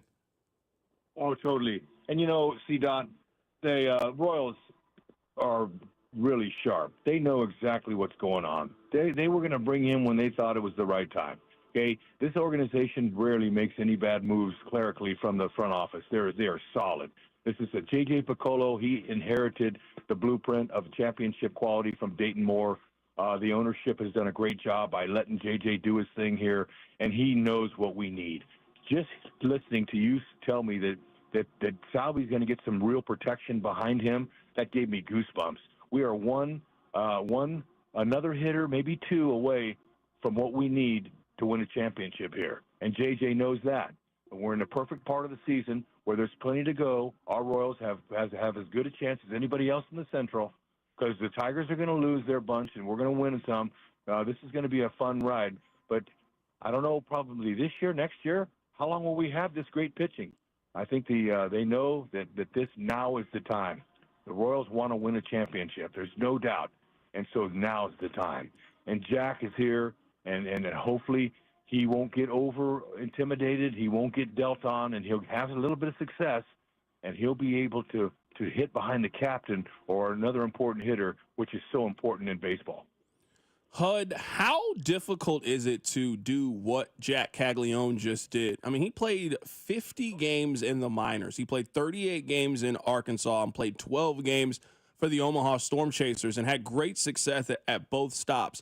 You usually talk about baseball as a game about failure, ups and downs, and you got to be able to handle it. He didn't really experience much failure down in the minors, and I don't really know what reason we were going to believe if he got another 100, 150 ABs that failure was going to happen. He just seemed like somebody who minor league baseball was just too easy of a game for him. How difficult is it to be that level of prospect? Well, you know what? Let's just remember, he was not from high school. He's not 17, 18, 19 years old. Now, he is 22, but he played enough college ball at Florida, which a good college team, Division I, probably good as a high A ball team or even as a low double A team, talent-wise. So that's a pretty competitive league, and it's pretty. I mean, it's not rookie ball, or it's not and it's not bad baseball. So let's remember that he kicked butt down there too. Okay, in college. So this guy is a talent. He's not just a flash in the pan. He's got extreme skills. He's worked hard as a youngster in his day. He's like a lot of them. A lot of them are single sport only. Back in our day, we played all the sports. I was more of a well-rounded athlete. Nowadays, these kids that only play baseball from when they're little and they're young all the way up, they're specialized. They're better. At 22, Jack Kaggleon is better than I was at 24, 25, 26. I had my best season at 35. For criminy sakes, I was a late bloomer. Now, Jack, we're hoping he can come on right away and do it, and I'm seeing no reason why he can't. Okay, so this is the caliber of talent that he has that's going to allow him to succeed up here. And when I dropped on the Cardinals producer, I spoke with him earlier, and I told him he throws 100 miles an hour left-handed. He freaked out and said, "What? He also throws 100?" Yeah. I mean, a left-handed pitcher, anytime in the modern day today, if you got a lefty that throws 100, this guy could be a star. So now the Royals want him to hit only, but let's not forget he has that other tool, which is sick. That's incredible. HUD, last thing, and we'll get you out of here, and we always appreciate your time. We had JJ Cooper on, who was the editor for Baseball America, and he said that he believes that Jack Kaggleon has the best power in the Royals organization since Bo Jackson. You know Bo and played with Bo. What is it like to hear somebody's power compared to his? Gives me goosebumps. Bo was an incredible talent that when in his last season in his baseball career, he was an Angel. California Angels. I was his teammate. And he didn't play every single game, but he played pretty much all of them. But whenever he didn't play and he came out in the ninth inning to pinch hit, you'd have thought that Babe Ruth was coming to the plate, or a famous star, because the crowd would go absolutely crazy because they knew he was going to do something that a lot of right-handed hitters can't do. He would go opposite field up in the tunnels up there where Barry Bonds would hit him. Right-handed, his pop was amazing from pole to pole. So what I heard this morning from the hitting instructors of the Royals was that this guy is a legitimate power that they haven't seen in years. So this is going to be a lot of fun. We don't care if the home runs scrape the back of the fence or they go 500 feet. But this kid has legitimate power. I would love the fact that if he had that Bo's power, because I heard on breaking balls on the outer half of the plate, remember he's a left-handed batter, so those righties try those breaking balls. They call them backdoor breakers, and Jack's all over those. So if he's already hitting those to the opposite field, man, we just can't wait to see what we're going to have, what we're going to see tonight. C-Dot, I really appreciate you letting me come on and share about the potential here and how much fun it's going to be in the protection that Salvi's going to have now. Absolutely. HUD, I'll get you out of here with this last question. Where does Busch Stadium rank, new Busch Stadium, in stadiums that you get a chance to visit throughout the year? And I'm imagining that there's going to be a lot of Royals fans out there today. I think a lot of people are going to take the day trip to go over there and watch them play. Oh, buddy, look, I think it's a great idea for any folks. It's a beautiful yard, no question. It's all decked in red, the seats, and they have the rooftop in the back, the brew house, all that stuff that they have their little community ballpark here. So nice to get to go everywhere. When I walked in this afternoon for the security lady, and I showed her my pass, I told her, look at this pass I got, man. This is one of the happiest days of my life when I get this pass. It gets me in free to every ballpark in America. And that's a special treat that I'll never forget, the privilege of having a pass so I could go in ballparks. And it's a blessing, no doubt. I wish more folks could come to different ballparks. It's such a goal, a great goal to have for your family and your young people, to look at the schedule, look at next year's schedule, pick one city, and one time each summer go to a different ballpark. You'll love the experience. You'll love the cities. I know some of my close friends came to Milwaukee for opening day this year as the Royals was their opener in Milwaukee, and they never had as much fun in a city at a game ever. So, folks, you want to enjoy a real American treat, come to the ballparks. Come to any one of you can and get your list going until you can hit all 30. You'll love it. That is Rex Hudler joining us on the show today, Royals television broadcaster, and he is a friend of the show. Hud, it's always great catching up with you. I appreciate you. Thanks, C-Dot. Looking for big things ahead, but thank you. Absolutely. That is Rex Hudler joining us on the show today. Always great to catch up with Hud. Hud will be on the call later today. Be sure to check it out. You can also catch the radio broadcast right here on 96.5 The Fan for Jack Kaggleon's Major League debut. We gave you guys the lineup. The lineup is out for today's game. Let me pull it back up here. I had it, and then I click refresh, and you know how that goes sometimes on the computer. Here you go. Here is the lineup for the game later today. Jonathan India is leading off and playing second base. Bobby Wood Jr. hitting second, playing shortstop. Maikel Garcia is hitting third at third base.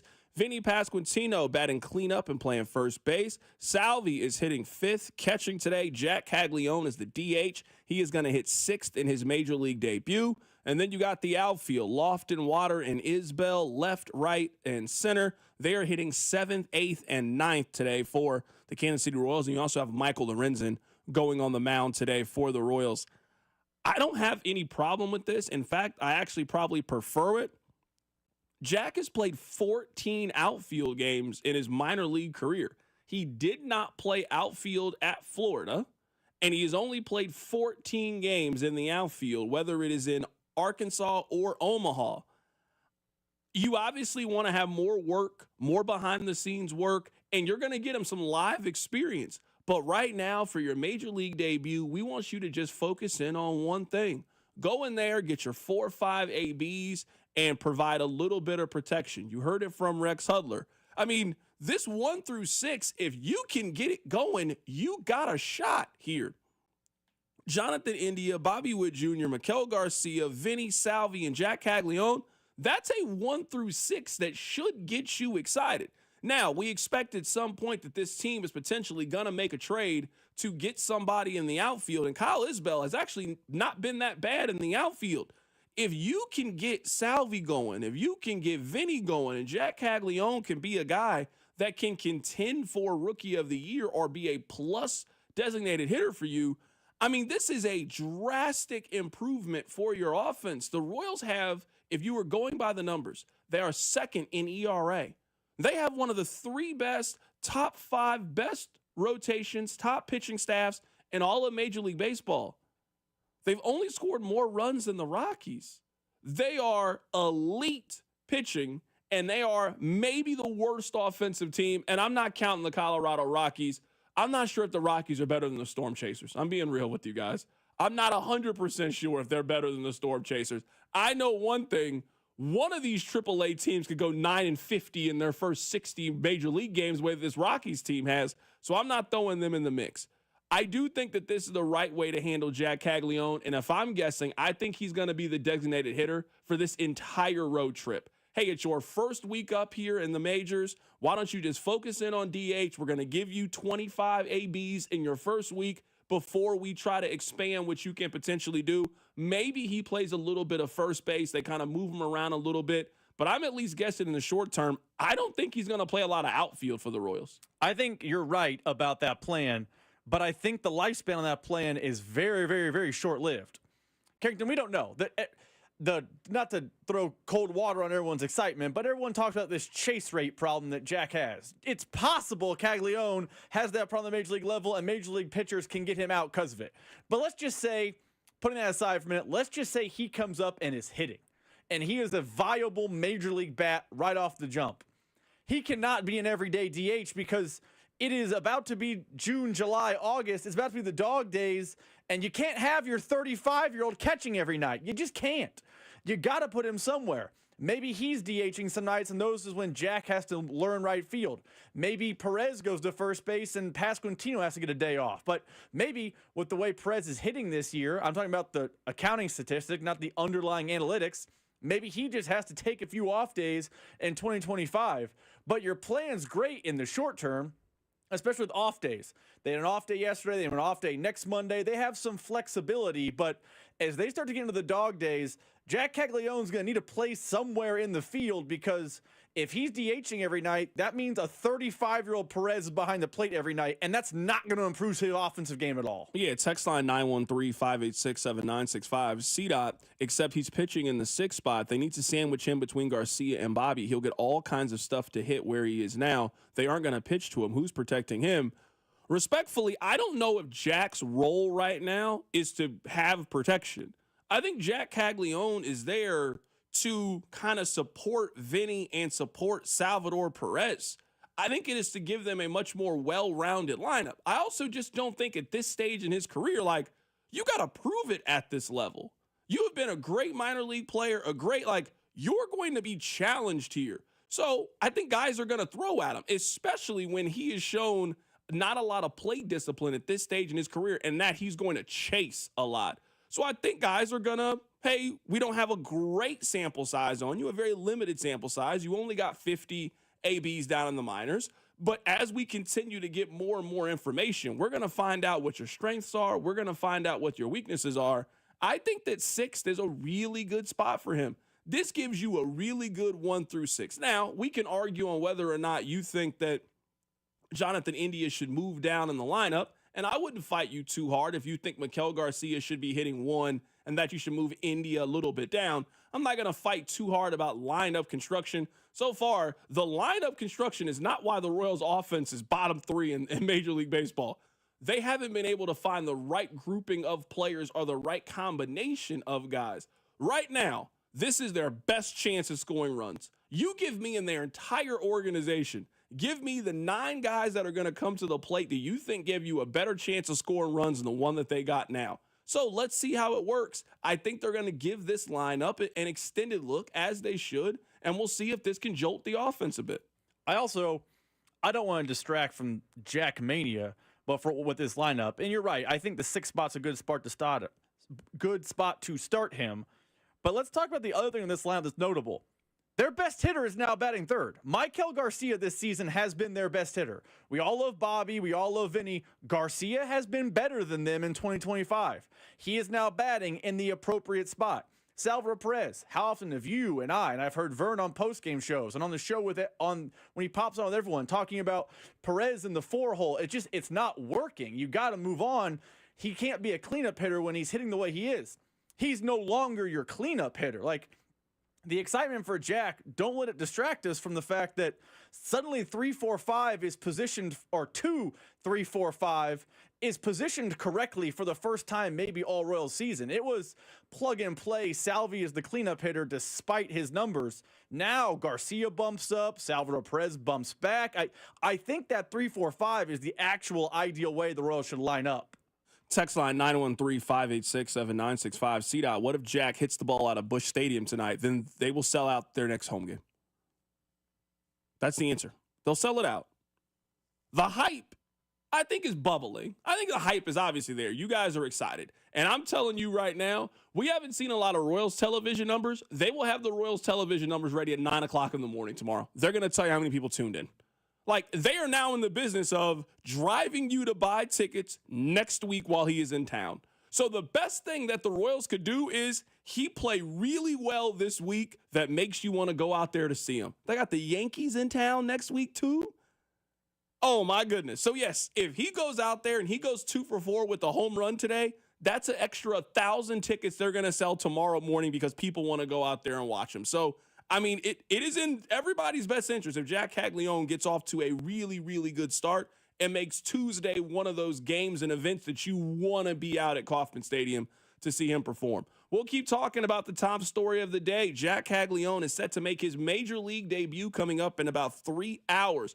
You know what? Coming up on the other side, Jeff Passen threw out a player comparison about Jack Kaggleon and also had a possible trade that the Royals could make to kind of bolster the outfield. We'll talk about it next. Keep it right here. So Drive. The Drive with Carrington Harrison. Watch the show on YouTube by subscribing to the 965 YouTube channel. The Drive, brought to you by DM Entry Law. Have you or a loved one been in a car wreck? Contact DM Entry Law today and get the money you deserve. Car wreck? Remember, Mike's got this.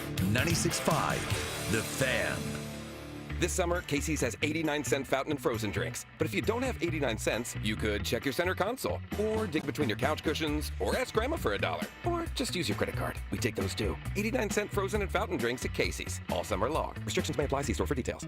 The DQ Sauced and Tossed Chicken Strip Baskets have more flavor than your taste buds know what to do with. We start with all white meat, breaded, seasoned, and fried to crunchy perfection. Next, we double down and toss them in honey barbecue or new buffalo sauce.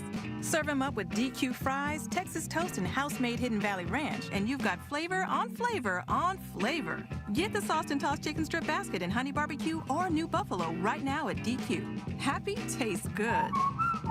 Participation may vary. Honey, in case you can't tell from the recliner, summer is here, and our house desperately needs the experts at Powell Exteriors KC for siding, windows, entry doors, beautiful decks, patio covers, roofs, and more. Get ready for the heat at powellkc.com.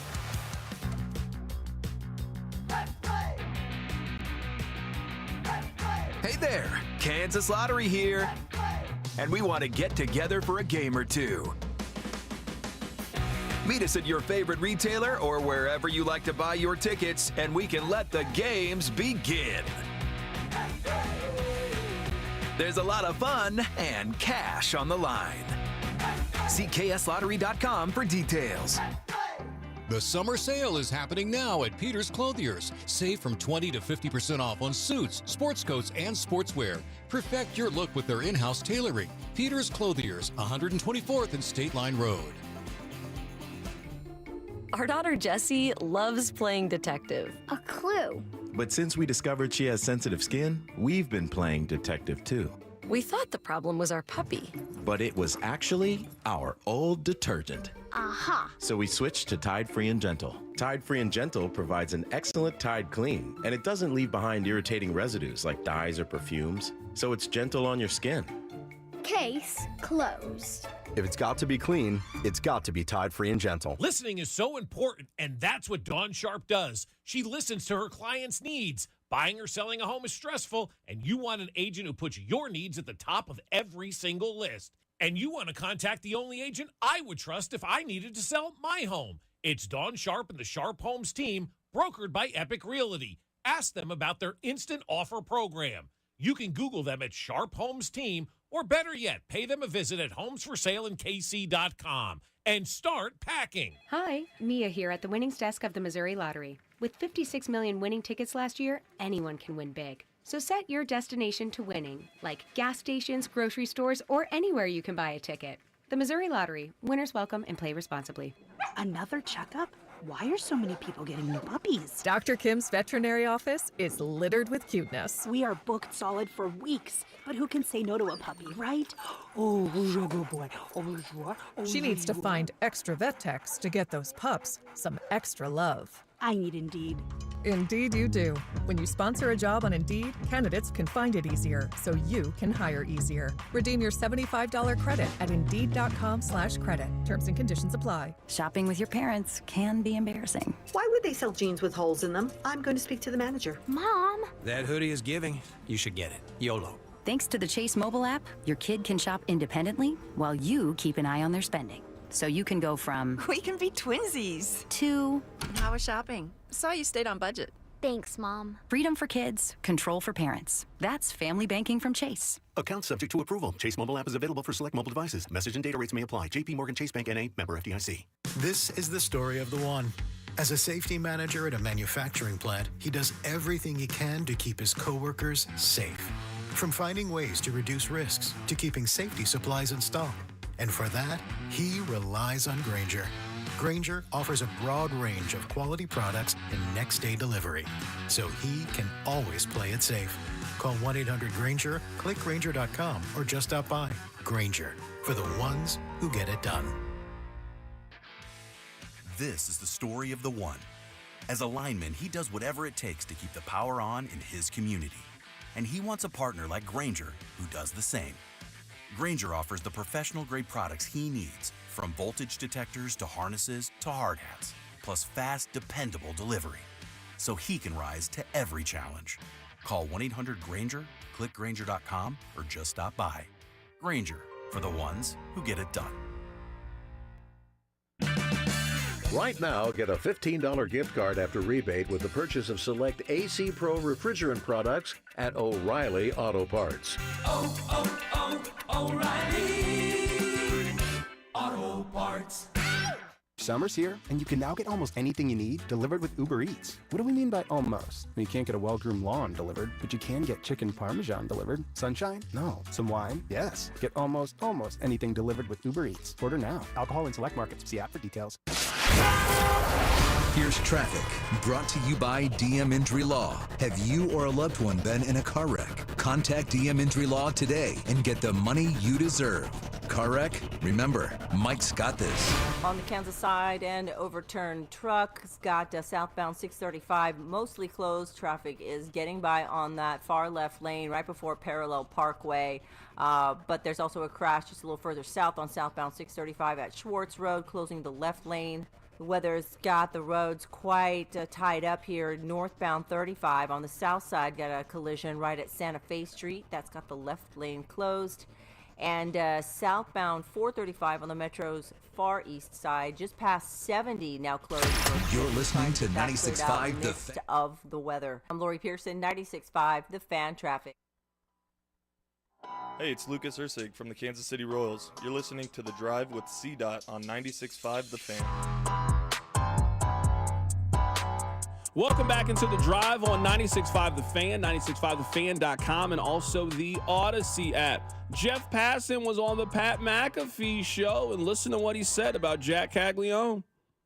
This is the kind of guy that maybe the casual fan doesn't really know about. They should. And I think they're going to. Because let's put it this way. This is what Jack Kaggleon is. He is a guy who has the kind of power that Aaron Judge and Shohei Ohtani have.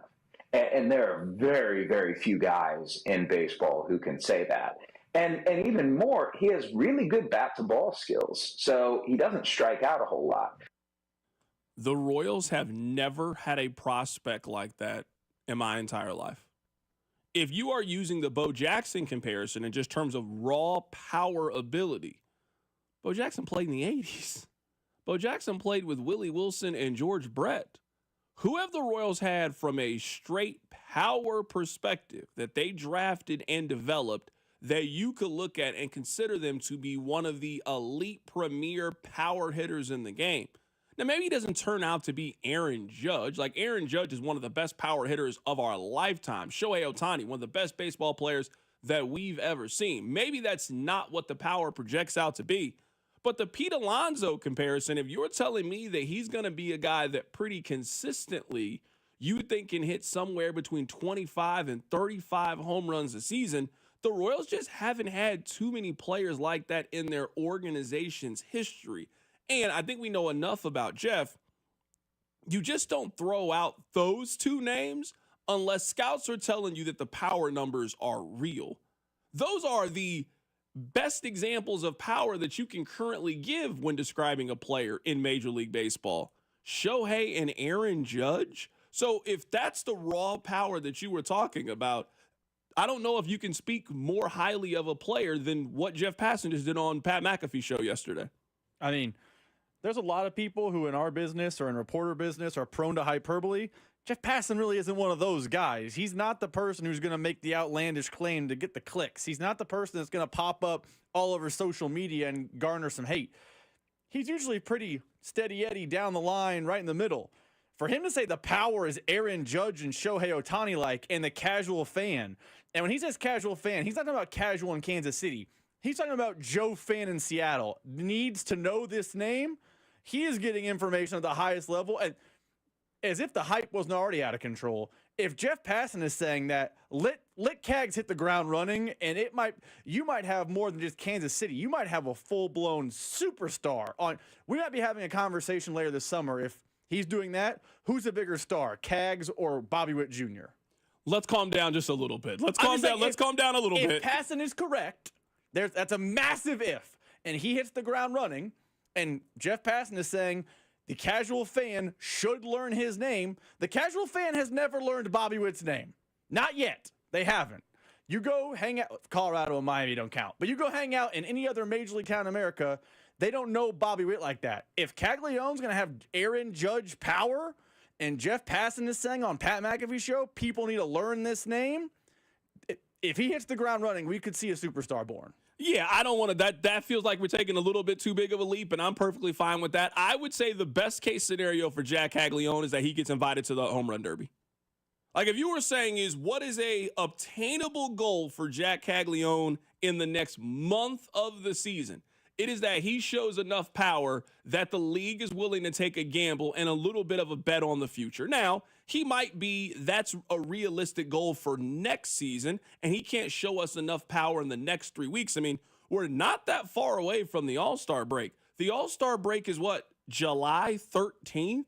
So we're probably 40 days away from the All-Star break. So that's a really short window. But if you're Jack Kaggleon and you hit 5 home runs in your first 21 games, and you are starting to get that reputation for big home runs, I could see a scenario in which a couple of guys say they don't want to do it. The league is kind of thinking ahead, wants to promote one of its young stars. I mean, this is a big win for Major League Baseball. One of the knocks of baseball is it takes you a long time to get to the majors.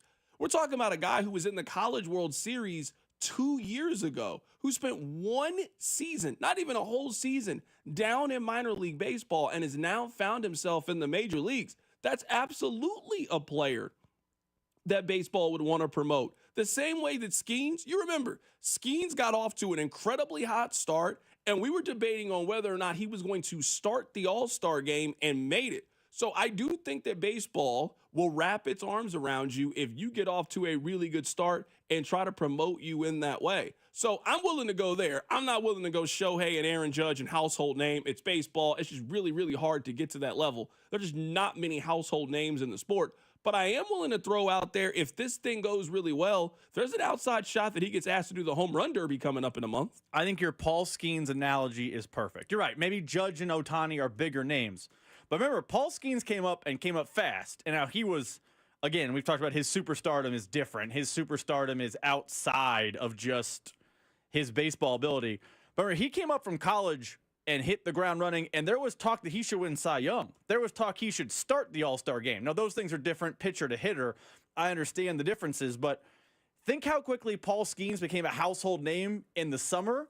If Jack Kaggleon is in the home run derby, if he is pounding 500-foot homers the way he did in Omaha at the major league level, if you're telling me that guy with a College World Series background and all the things as an American-born top 10 draft pick hits the ground running, he could have a Paul Skeens-like level of rookie phenomenon, which Kansas City has never experienced in baseball. Again, Bobby was great. Bobby did not come up with Skeens' level of hype.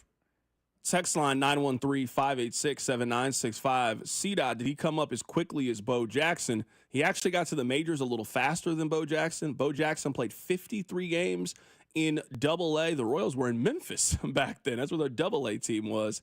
He played 53 games down in Memphis. He then made his major league debut in the summer of '86. He played in 25 games. He got off to a little bit of a slow start that first year. I imagine he was also playing football during that time. Just a lot going on. 1987 is probably the debut of Bo Jackson. In 1987, he played 120 games. He got 400 ABs. He had 22 home runs, 53 RBIs, and hit 235. That's probably what you would consider to be the true rookie season for Bo Jackson. So, even Bo, in his first 25 games, he struggled.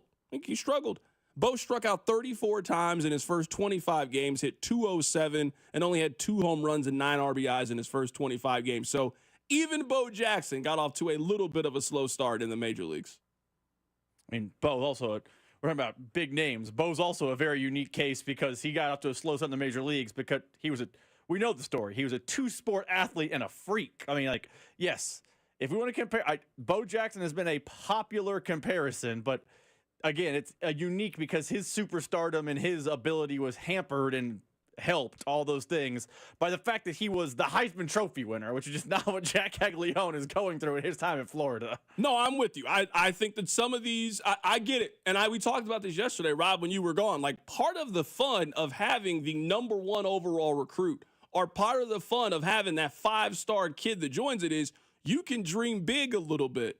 Jeff Passen mentioned Shohei Ohtani, Aaron Judge, and Jack Kaggleon in the same sentence. He is being compared from a power perspective to Bo Jackson. Like, the hype machine is working. The unrealistic comparisons and expectations are certainly happening right now for Jack Kaggleon, but that's also part of the fun of having the prospect. That's part of the fun when you have a player that has excelled in such a short period of time and so early on in his career. 50 minor league games. He had 15 home runs, had 53 RBIs in 50 minor league games, and has already been called up. There are not too many comparisons that are wild and far-fetched when you are fast-tracked that quickly to the league and have excelled at basically every single turn of your career. Coming up, we'll continue to get you ready for the major league debut of Jack Kaggleon. We'll talk about St. Louis was a pivotal moment for the Royals about a decade ago. Maybe that same thing can happen today. We'll talk about it. Keep it right here. It's The Drive. The Drive with Carrington Harrison on your home for Kansas City sports. 96.5 The Fan. Brought to you by DM Injury Law. Have you or a loved one been in a car wreck? Contact DM Injury Law today and get the money you deserve. Car wreck? Remember, Mike's got this. Everyone has a fave Wendy's Frosty flavor. And when you're choosing from chocolate or vanilla, it's not that hard. But now, there's all new Frosty Swirls and Frosty Fusions. So try picking your fave from Oreo Brownie Fusion, Pop-Tarts Strawberry Fusion, Strawberry Swirl, Brownie Batter Swirl, Caramel Swirl, and Caramel Crunch Fusion. Not so easy now, huh? For a fresh way to Frosty, gotta be Wendy's. Open till midnight or later. At participating U.S. Wendy's. Hours may vary by location. Oreo is a trademark of Mondelez International Group. Pop-Tarts is a trademark of Kellogg North America Co., LLC. Used with permission. Why'd I go to the doctor? One day at the firehouse, I was so lightheaded I could barely stand. Even my crew noticed. Getting checked out was the right call.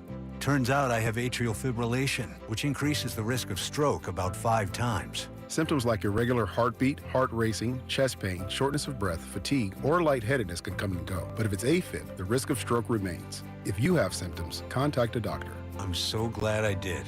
Visit NoTimeToWait.com, sponsored by Bristol-Myers Squibb and Pfizer. Hey, it's Rex here with RexBuysKC.com, your local KC home buyer. If you own a property in the Kansas City or surrounding area and want to sell it fast and at a fair price, write this number down, 816-330-6000. I'm a private real estate investor, not some hedge fund or large national chain. My family and I live right here in KC. I can pay cash and close on your timeline, even in as little as 3 days. Here at RexBuysKC.com, we're improving Kansas City one house at a time. I buy inherited houses, vacant houses, foreclosure houses, behind in payment houses, my tenant won't pay the rent houses, and properties that need complete rehabs. Do you own a house that's trashed and needs thousands of dollars in repairs? Great. If you own a house and want to sell it fast, call me at this number, 816-330-6000. That's 816-330-6000, or go to RexBuysKC.com. That's RexBuysKC.com, and I look forward to working with you. What's that sound? That's the sound of Downy Unstoppable scent beads going into your washing machine and giving your clothes freshness that lasts all day long. There it is again. It's like music to your ears, or more like music to your nose. That freshness is irresistible. Let's get a Downy Unstoppables bottle shake. And now a sniff solo. Nice. With Downy Unstoppables, you just toss, wash, wow, for all-day freshness. O'Reilly. Pick Did you know 1 in 4 car batteries is weak and needs to be replaced? O'Reilly Auto Parts will test your battery for free in or out of your vehicle. We can help you find the best battery for your vehicle and budget. O'Reilly Auto Parts has batteries starting at just $89.99. Get your battery tested for free today at O'Reilly Auto Parts. O'Reilly Auto Parts. This is the story of the one. As a lineman, he does whatever it takes to keep the power on in his community. And he wants a partner like Grainger who does the same. Grainger offers the professional-grade products he needs, from voltage detectors to harnesses to hard hats, plus fast, dependable delivery, so he can rise to every challenge. Call 1-800-GRAINGER, click Grainger.com, or just stop by. Grainger, for the ones who get it done. Right now, get a $15 gift card after rebate with the purchase of select AC Pro refrigerant products at O'Reilly Auto Parts. O'Reilly Auto Parts. Summer's here, and you can now get almost anything you need delivered with Uber Eats. What do we mean by almost? You can't get a well-groomed lawn delivered, but you can get chicken parmesan delivered. Sunshine? No. Some wine? Yes. Get almost anything delivered with Uber Eats. Order now. Alcohol in select markets. See app for details. This report is brought to you by Surfside Iced Tea and Vodka and Surfside Lemonade and Vodka. Surfside Iced Tea and Vodka and Surfside Lemonade and Vodka. Proud partner of the Kansas City Royals. Each can of Surfside is only 100 calories, and the best part, 0 bubbles. Grab it at the Cave or ask for it at your favorite bars and liquor stores. Here's traffic, brought to you by DM Injury Law. Have you or a loved one been in a car wreck? Contact DM Injury Law today and get the money you deserve. Car wreck? Remember, Mike's got this.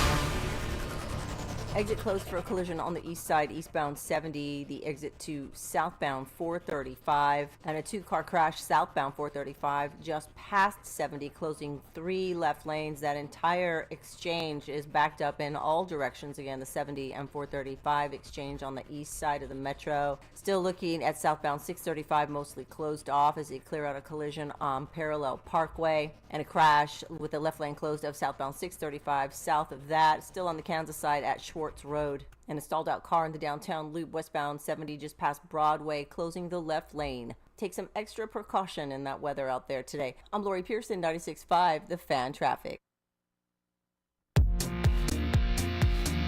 Welcome to your home for Royals baseball. 96.5 The Fan.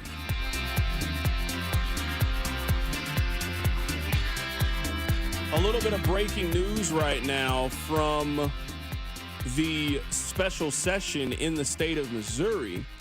One note from the Chiefs lobbyist. He says he believes the Chiefs will make a decision before the June 30th Kansas Star Bonds deadline. So I don't think the Chiefs lobbyist says that willy-nilly. I think he has some information about when this could potentially wrap itself up. So at least one belief is we are pretty close to having this thing figured out. Also from Matt Evans, after a marathon 3-hour-long hearing, the committee advanced the stadium funding bill in Missouri to the full Senate by a vote of 6-3. Voting against the bill was 2 Democrats and a Republican, signaling the bipartisan opposition it may face when it is brought up on the floor. So it sounds like it is past step 1 of the process, Rob, and we'll continue to find out over the course of the next couple of days if this thing gets passed. But the vote has at least been passed through the Senate by a vote of 6-3, and we'll see eventually if they can get this thing through and if they can get something agreed upon on the stadium funding bill. So the stadium funding bill would help pay for the Royals to stay on the Missouri side, would also help pay for a renovation of Arrowhead. If you missed it, we gave you the number. The Chiefs lobbyist right now that is in Jeff City talking to the Missouri politicians, he said he believes that the renovation cost for Arrowhead Stadium would be $1.15 billion. So, I mean, basically half the price of what it was to build Allegiant, half of what the price it was to build the brand new stadium for the Falcons in Atlanta. So to give you guys an update of what is happening in the conversations that are happening right now in Jeff City. I mean, I think what the decision being done before June 30th is extremely notable to me because I've been doing a lot of reading on the special session because Who knew this job would ever imply that I need to know how the special session of the Missouri State Legislature works? And yet, here I sit. But they have basically up to 60 days during this special session to get these things hammered out. Now, these things happen fast. They don't usually take all 60 days. But that's their window. It was June 2nd, 60 days to get this done. If the Chiefs are telling you we're going to have a decision before the June 30th deadline, it's possible they have a decision before Missouri has a decision. That timeline doesn't really gel. Now, maybe that timeline is designed to speed Missouri up. That's very possible. Deadlines make deals. But the fact that they're saying, oh, we'll have a decision before the 30th does seem notable to me based on what you know how special sessions work. Yeah, I'm assuming this. This is speculation on my part. I'm assuming that there really isn't much to hammer out with the Kansas deal. You know what the deal is now at this point. The deal has been in front of you now for a year. There really isn't much to continue to go back and forth. Now, maybe you agree in principle, do a deal, and now you go back and you tighten the bolts a little bit. But I don't really know if there's much for the Chiefs and the state of Kansas to discuss. Our intentions are to move there. Let's hammer out the particulars, but we're done negotiating with Missouri. We are going to focus on you guys moving forward. I also think this process is, and you've probably been figuring things out in Missouri, getting your figures together on what a rebuild or a renovation could look like for Arrowhead, and you're trying to get those numbers as well. And I assume if the plan is to stay in Missouri, that if this passes, I think there will be a vote in November. I think if the Chiefs are planning on staying in Missouri, I think it is a twofold process. I think it is obviously the Royals making a decision, and they know what the future of the Truman Sports Complex is going to be. You know exactly how much money you can get from the state of Missouri, and then the rest of it would be in a form of a sales tax. The sales tax vote was for them to split it. They can put it back on the bill and just say, this is just our money. What you guys have been asking for, or what you have been paying for the Royals and the Chiefs, what if now this money exclusively goes to a renovation of Arrowhead Stadium? I think that is a possibility. I agree with you, Rob. The most likely outcome is that the Royals in the next 3 weeks are going to announce that they are moving over to Wyandotte County. But if Missouri gets this thing figured out, let's say in the next 6 days or so, I don't think it's going to take that long to get the details rolling on the Missouri side. It's simple. We like where we're at right now. We don't have to make a decision right now on what the restructure is going to be. We just need to simply know how much you guys are committed to paying for it. You can get that vote on the bill, or you can get a bill to vote on, and then we'll see if they're going to pass it or not. And this is, I guess this is probably a semantics argument. But I think you're right. If the Missouri special session says, here's the money earmarked for stadium, go crazy, and the Chiefs then need to go back in November for another vote on this, does that gel with their June timeline? Like, if the lobbyist is saying, we'll have a decision by June, does that mean they'll have a decision on location and they'll figure out the particulars from there? Does that mean they have to break ground at a certain time? I don't know. The lobbyist's job are to speak in ambiguity and to lobby. That is their entire job. Because if you get hammered down to a certain plan and it's wrong, they're the people in trouble. But saying we will have a decision by June doesn't sound like they're interested in that decision including a November vote. And I know you and I both think they would win a November vote.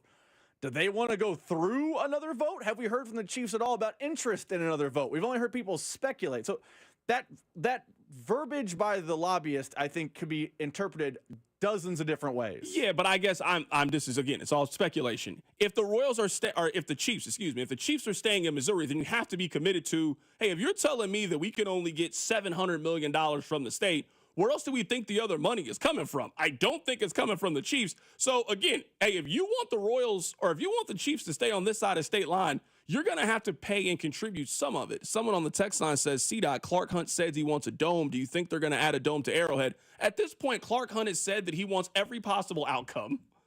I remember when he was saying how they would never move and how important Arrowhead is and why they wanted to keep it and renovate it. And then when they gave us the first round of renovations, it had a new driveway attached to it. So at this point, what Clark Hunt tells me is just not something that I'm holding great value to. They want a dome. They want to stay where they are. They want to be in Missouri. They want a brand new stadium in Kansas. I don't know what they want anymore. The only thing I do know is the Royals want a downtown stadium. Now, will they get a downtown stadium? That is remaining to be found out. But the Chiefs have told you every possible option. We want to be we want a new stadium. We want to keep our options open. We want a dome. We want outdoor football. The Chiefs they're playing bingo when it comes to all of their demands, when it comes to a new stadium. And I understand it. They're the National Football League.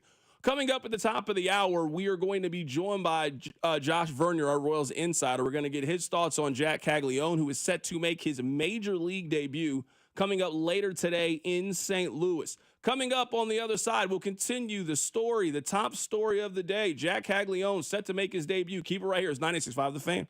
Hey, it's Cole Reagans from the Kansas City Royals. You're listening to The Drive with CDOT on 96.5 The Fan. Brought to you by DM Injury Law. Have you or a loved one been in a car wreck? Contact DM Injury Law today and get the money you deserve. Car wreck? Remember, Mike's got this. Here's traffic, brought to you by DM Injury Law. Have you or a loved one been in a car wreck? Contact DM Injury Law today and get the money you deserve. Car wreck? Remember, Mike's got this. Exit closed for a collision on the east side, eastbound 70, the exit to southbound 435, and a two-car crash southbound 435 just past 70, closing 3 left lanes. That entire exchange is backed up in all directions. Again, the 70 and 435 exchange on the east side of the metro. Still looking at southbound 635, mostly closed off as they clear out a collision on Parallel Parkway, and a crash with the left lane closed of southbound 635. South of that, still on the Kansas side at Schwartz Road, and a stalled out car in the downtown loop westbound 70 just past Broadway, closing the left lane. Take some extra precaution in that weather out there today. I'm Lori Pearson, 96.5 The Fan Traffic. Royals coverage sponsored by Renner Garage Door, forward and back, RENNER. Almost Andy Reid here. Renner Garage Door has proudly served KC for nearly 70 years. Get your free estimate today, RENNER, forward and back. RENNER, RENNER. FanDuel is giving you even more reasons to love home runs every Tuesday during the MLB season, because with Dinger Tuesdays, all FanDuel customers get a home run profit boost. That means when you bet on moonshots, you can take your winnings to even newer heights. So whether it's a big blast or a Oppo Taco, FanDuel is your home for betting home runs. All you need to do is visit FanDuel.com/KFNZ and gear up to go yard all season long. One more time, that's FanDuel.com/KFNZ to claim your Dinger Tuesday profit boost. Make every moment more with FanDuel, America's #1 sportsbook app and the official sports betting partner of Major League Baseball. 21 and present in Kansas. First online real money wager only. $5 first deposit required. Bonus issued. Non-withdrawable bonus bet. Retires 7 days on receipt. Returns supply. See terms at sportsbook.fanduel.com. FanDuel is offering online sports wagering in Kansas. Under agreement, Kansas Star Casino, LLC. Gambling problem. Get up with your best bet. Call 1-800-522-4700 or visit kansasgamblinghelp.com. You know your customers. Ralph likes his coffee black on Fridays, but Mondays he takes a little cream. Jennifer comes in every 3 years when her lease is up to get the newer and better model. And for some reason, pepperoni pizza sells like crazy on Friday nights. Who knew? At Odyssey, we have the expertise to get your media plan done right. With ads like you're hearing right now, to targeted social media campaigns, search engine optimization, and location-based advertising. Advertise with Odyssey and help us grow your business. Visit ads.odyssey.com. Are you a parent of a 2 to 8-year-old? Listen closely for an exciting offer, then head to abcmouse.com/radio to learn more. By now, you've probably heard of ABC Mouse, the award-winning online learning program. ABC Mouse is like a little one-on-one teacher. It has helped her so much. Designed by education experts, ABC Mouse seamlessly aligns with what your child is already learning in school. And with over 10,000 learning activities and more than 850 lessons, it's an engaging and comprehensive curriculum. More info at abcmouse.com/radio. I have been teaching for 13 years, and I've never seen a program like ABC Mouse. It encompasses science, math, reading, social studies. We're offering a promo at abcmouse.com/radio to try it free for a month, then $14.99 per month until canceled. Go to abcmouse.com/radio to see this offer. That's abcmouse.com/radio. Actual ABC Mouse users compensated for their testimonials. Sponsored by Age of Learning. The summer sale is happening now at Peter's Clothiers. Save from 20 to 50% off on suits, sports coats, and sportswear. Perfect your look with their in-house tailoring. Peter's Clothiers, 124th and State Line Road. The other place with 5 great Kansas City locations: Shawnee, Olathe, the downtown Overland Park, Mission, and Belton. With 5 locations, that means you're never too far away from that one-of-a-kind game day experience, plus enough big screens that you'll never miss a second of the action. And if you want some great food, some great beer specials, and beautiful patios, then stop by the other place.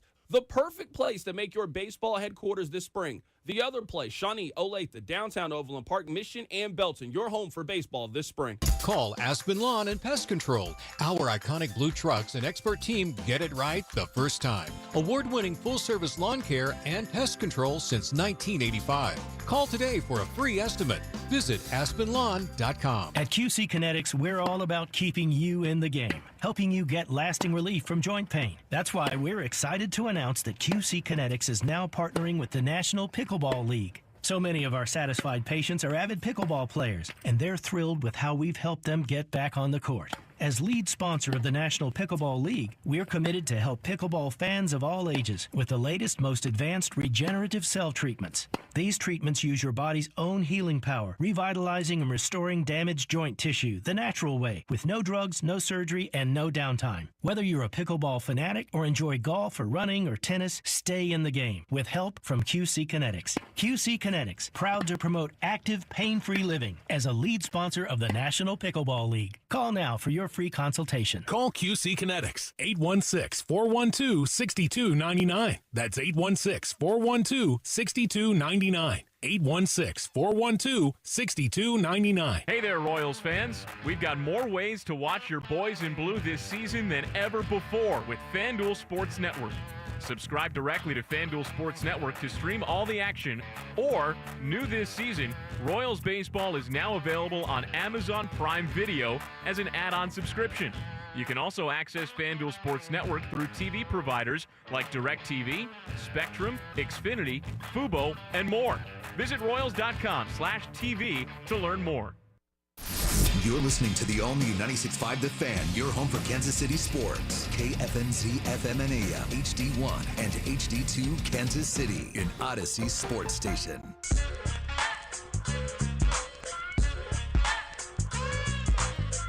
Welcome back into the drive on 96.5 The Fan, 96.5thefan.com, and also the Odyssey app. Let's head to the phone lines right now to be joined by our Royals insider, Josh Vernier, getting you ready for Jack Kaggleon, who is set to make his major league debut coming up in about 2.5 hours. You can hear that right here on 96.5 The Fan. Vern, how you doing today, my man? I'm doing very well. Excited for this. Absolutely, Vern. How many of these days have you had in your career? Because I'm just trying to think back over time. Alex Gordon's debut was on opening day. Just a very different experience. Same thing for Bobby Wood Jr. We're talking about this is a random Tuesday in June that feels like it's maybe the biggest regular season game that they've had so far. How many of these kind of games have you been a part of? If we exclude the opening day debuts, there's only one that really comes to mind. It was in a very similar situation in that it was a college prospect, a highly touted first-round pick, Ryan Braun with Milwaukee. He got called up early in, what year was that? I don't even know, man. 2007, 2008, I was in Milwaukee. They were in San Diego, so I wasn't with the team. But, yeah, there was tons of hype around him. And, man, he hit the ground running. Won Rookie of the Year, went on to win MVP, took a bunch of steroids, and really ruined his legacy. But, yeah, that was cool in the moment. I understand that everybody wants to see their team win a championship, but you know this, Vern. There's other exciting moments that happen along the way. This is, in my opinion, one of the most exciting things that you can have. This is having the 5-star quarterback that decides to commit to your school. This is having the great one-and-done player that you think can help you make a deep run in the NCAA tournament. Like right now, the player comparisons that are being thrown out there are lofty. We're hearing Shohei. We're hearing Aaron Judge. We're hearing Pete Alonso. But right now, none of it seems so far-fetched given how quickly we've seen him move up through the minor leagues. Yeah, and I think that should give Royals fans confidence that this isn't a dice roll that the Royals are taking here with Jack Kaggleon. Not saying that he's going to dominate tonight. I'm not even saying that he might not need to return to Omaha at some point to get something worked out. That could happen, but this is a big leaguer, right? This is a guy that is going to just look at tonight's game. How early into the pitchers meeting is the name Jack Kaggleon brought up when you're getting ready for this Royals lineup? Now, obviously, that pitchers meeting begins with you can't let Bobby Witt Jr. beat you, but where do you go to next? You know, if you're Andre Palante, the right-hander that's starting tonight for the Cardinals, where do you look in this lineup? You see Bobby Witt Jr.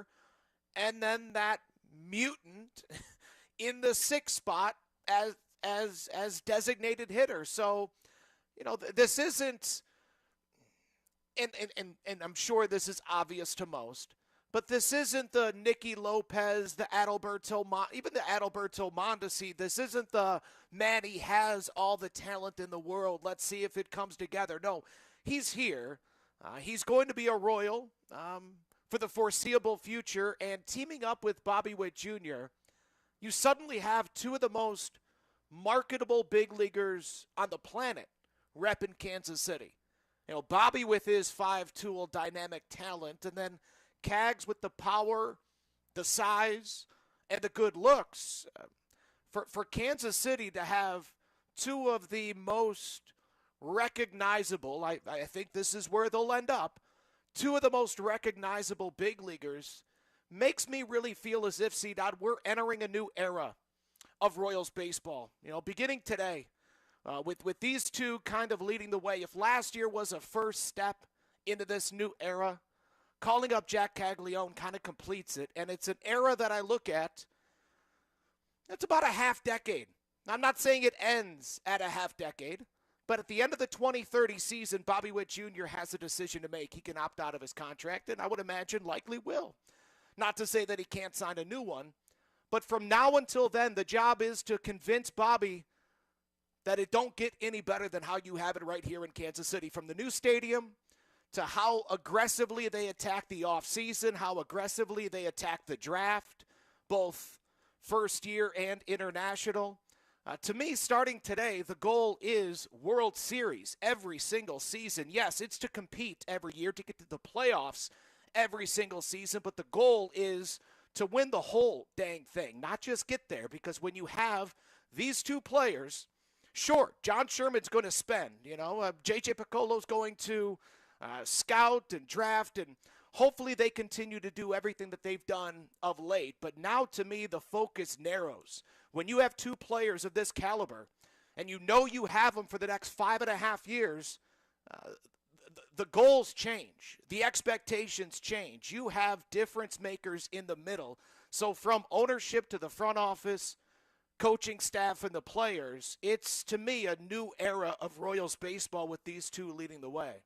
I don't know if the Royals have ever had a prospect like this. Like, we were talking about, the debut and some of the big days that we've had. Like, I was here whenever Zach Greinke made his first start. It was a buzz at the stadium. When Hosmer, when Moose, when those guys made their start. I'm talking about the pure prospect of it. When you hear the power numbers, we had JJ Cooper on, and you know that not many people know Major League Baseball prospects like him. He says that Jack has the best raw power of any Royals prospect since Bo Jackson. The Royals have had some great prospects. I don't know if they've had many great power-hitting prospects, and I think that's a big reason why the hype is so high for him. Yeah, sure, yeah. Having the ability to lead Major League Baseball in home runs will certainly get the people excited. No, there's nobody since Bo Jackson with more power than Jack Kaggleon, and prior to Bo Jackson, I could make something up, but no, John Mayberry didn't start in this organization. Clint Hurdle didn't have that type of power. George Brett didn't have that type of, yes, be excited for the power, again, to go back to what I was talking about, to have someone that needs to come up very quickly in those pitchers' meetings because he can change the game with one swing of the bat. And you look at how it switches up this lineup now. I'm glad to see Michael jump to the 3 spot. You get real Lorenzo Cain vibes from him in the 3 spot, right? A guy that can do it all isn't going to hit for a ton of home run power, but can run into plenty of doubles and certainly a handful of triples. And you kind of clump together the big oafs in Vinny, Salvi, and Kaggs, and then the guys that you were asking to do stuff that they weren't capable of doing, right? The Waters and Lofton and Isbell, who have had outstanding seasons, but we're looking at them going, hey, hit some more home runs. No, we've never been home run hitters. That's not our job. No, Salvi, Vinny, Kaggs, these are guys that can now change the game with one swing to go along with Bobby Witt Jr., and you can play your speed, classic, athletic Kansas City Royals baseball now from 7, 8, 9 and flip the lineup over to India, Bobby, and Michael. Really like the flow of this team because it was just in a spot where you were asking a bunch of punch and judies to put together 4 or 5 singles to scratch across a crooked number. Now you add at least one more bat that can do that with one swing at the dish. Now you probably need, well, you certainly need one more, but the trade deadline's still more than a month and a half away. So there's plenty of time to find that additional bat, that additional thump that the middle of this lineup will certainly need. Right now, we're talking to our Royals insider, Josh Vernier, getting his thoughts on Jack Kaggleon, who is set to make his major league debut. You're going to hear Vern start his pregame show coming up in about an hour and a half or so. You know I love a good cross-sport comparison. I remember listening to a podcast that Kevin Durant was on, and he was talking about the biggest challenge for him when he joined the NBA was playing defense. He was like, I'm constantly running through screens, and I've never had to deal with that before. When you had to, or when you've seen prospects like this, what is the biggest thing that they struggle with? What is the biggest change from I dominated college, I dominated the minors, and it's going to take me a little bit of adjusting now that I'm in the majors? Failure, the thing that most people struggle with in any profession, the thing that all ball players struggle with, and when you need only 70-some-odd minor league games before you make your big league debut, you haven't really faced adversity. Bobby Witt Jr. didn't really face adversity until he made it to the big leagues and faced a few months of adversity. And then the next season faced another month of adversity. And it's been a yellow brick road basically ever since for Bob. Kaggs is going to have his rough patch. But again, that's why this isn't the dream scenario, right? He's not joining a team that is steamrolling towards a division title with a red-hot offense. That was the dream scenario. Kaggs coming in and being the second name that is brought up in a pitcher's meeting was not the dream scenario. So he's here because of that, because this team was absolutely desperate for some power. MJ is in Omaha. Renfroe is taking care of his kids, and Michael Massey's now out of the lineup.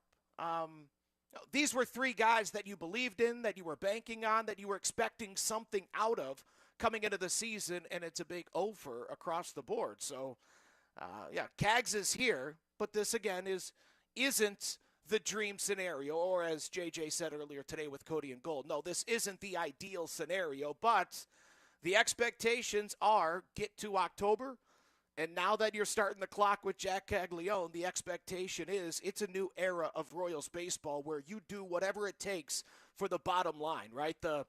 The attitude that this organization had in 2015, to me, is now the attitude that they have for the foreseeable future. Vern, what do you make of the date of the call-up? I'm sure by now you've heard the clip with David Sampson basically saying this was a silly move, that the Royals should have waited 14 days to make this decision. I've heard some contrasting reports that this has been overblown, that the Royals are obviously very aware of where they are. What do you make of this controversy and the Royals calling him up when they did? Yeah, I don't know who it's a controversy to. That's my issue. I heard one person say that it's controversial, and that one person is a relatively unknown, so I'm not going to pay him much mind. I hear baseball people celebrating the fact that Jack Kaggleon is here because he's earned it with his play, and coupled with a team that has October aspirations, he deserves to be here. He should be here. He is here, and to me, that's the end of the story. Vern, how much of this do you think is about the player? How much of this do you think is hitting the panic button? I think it's a good mix of the two, but the Royals just can't tell me from everything that they have done from a before Memorial Day up until bringing up Jack Kaggleon. They were moving so many chess pieces around. They were pressing so many different buttons, but there was one card left to play, and now they played that wild draw 4. Some of it has to be them pressing the panic button after a weekend in which they only scored 1 run and then had an off day. How much of this do you think is about the player prospect? How much of this do you think is the Royals pressing the panic button? I'd say 60-40, 65-35. Jack earning it over the team's free fall offensively. But there's no getting around this weekend. This series loss at home to the Detroit Tigers almost, I understand there's 102 games still to play. But unless some sort of injury befalls the Detroit Tigers, the Royals shouldn't pay attention to the Tigers anymore. If they stay atop the division, you ain't winning the division. And that happened not because the Royals are a bad team. It happened because the Royals are an all-time offensive offense. It's finally getting them. You know, 2 weeks into the season, we had people calling into the post-game show, and I'm sure writing into your show saying, oh, you know, see that this offense is killing us. And, you know, I'd laugh them off because the Royals are on pace to win 90-some-odd games. Nothing's killing them. The offense, give them some time. Why wouldn't you give them some time? The pitching is holding it down. Give them some time. Okay, MJ's gone. Okay, well, give them some time. You're still on pace to win more than 89 games this season. Okay, Renfro's gone. Okay, Massey's not hitting. All of a sudden, you're on pace to win 83, 85 games. The division is slipping away. No, you need to do something because as the division slips away, the opportunity to get into October, the options slip away. Kag's earned it because everything that you were hoping to see from him in week 1, you saw. Everything you were hoping to see in week 2 from him offensively, you continued to see as far as, the chase is still there, but you saw, at least I did, diving into the at-bats, you saw a better eye for the plate, but you continued to see a guy that's just bigger and stronger than his competition, a guy that wasn't being challenged at the level he needed to be challenged at. So it all adds up to what we're in store for tonight, and that is the 22-year-old's big league debut. I really reject the notion that the Royals are bringing Jack to come in and be some savior, and I think that anybody kind of holding him to that, you just created an even more unrealistic expectation. Who needs to be the savior for the Royals is Salvador Perez. Who needs to be the savior for the Royals is Vinny Pasquantino. None of this matters if those guys continue to give you offensively what they've basically given you since last September. Yeah, without question. Vinny's last 10 days, he's looking more like Vinny. Now, throughout the month of May, the numbers were really impressive for the big fella. Hit .336 since the start of May. So, he's hitting the ball. The question is he going to get it done with runners in scoring position? Yes was the answer this weekend. He's the reason why you won that game on Saturday. And now he's starting to look, again, a small sample size of 10 days, 11 days, but he's looking more and more like the undeniable one that we saw a season ago. Last 10 days, 4 walks, 4 strikeouts. That's the balance that made Vinny, an all-star caliber first baseman. So good signs from him, good signs from Jonathan India. Bobby's always a stud. And obviously you need Salvi to be better. But again, you need Salvi out of the cleanup spot. I'll say it again. It's unfair to ask a 35-year-old to catch in Kansas City and ask him to lead your team to a division title. Now, maybe you can backdoor into the third wild card spot if you're going to rely on Salvi to do all that again this year. But whether it's Cags, whether it's Michael, whether it's a trade deadline acquisition, Salvi needs to find himself down in that 6 or 7 spot come September. Right now, we're talking to our Royals insider, Josh Vernier, for a few more minutes here, just getting his thoughts ahead of Jack Kaggleon, who is set to make his major league debut. The lineup is always going to be a topic of conversation. I don't have any issues with it. I guess we're just going to continue to argue about where Jonathan India should hit. I feel like we've been doing that long enough. I'm not super interested in continuing that argument. Having Jack Caglione be the DH today and hit sixth, that seems right to me. He's only played 14 games in the outfield in his minor league career. I think they're going to have him play a little bit of first base as well, some places that he feels comfortable. But putting him in the lineup, getting him consistent ABs, I mean, that's the number one focus. And to me, trying to make this process as seamless as possible. Well, he's here for his bat. Put him in right field, and you're going to take his bat out of the game late in games. So, yeah, that's the decision. What do you prioritize? The first 3 trips to the dish or Cag's bat being available for the duration of the game? If he's in right field and you find yourself up by 1 run in the 8th inning, he's coming out of there. And likely will for the foreseeable future. I'm talking about the rest of this season. So, yeah, get ready to see him as the designated hitter until you get to a place where he's not a liability late in the game in right field. Yeah, starting him off as a designated hitter once again shows that this is not the dream scenario. The dream scenario was he's ready to go in the corner outfield, and again, he's joining a team steamrolling towards the postseason. But instead, it's a team that has lost 8 straight games as home favorites and a team that is now just 2 games above 500. This is my best case scenario for Jack Caglione this season, that he is asked to participate in the home run derby and he is in the conversation for Rookie of the Year. That means things I would say went pretty well for him this year. Not talking about a player comparison and throwing out Pete Alonso and Aaron Judge, like something concrete. Hey, what could this potentially be? How do you see this? What's the best case scenario? What do you think he could be for the final 100 games of the season?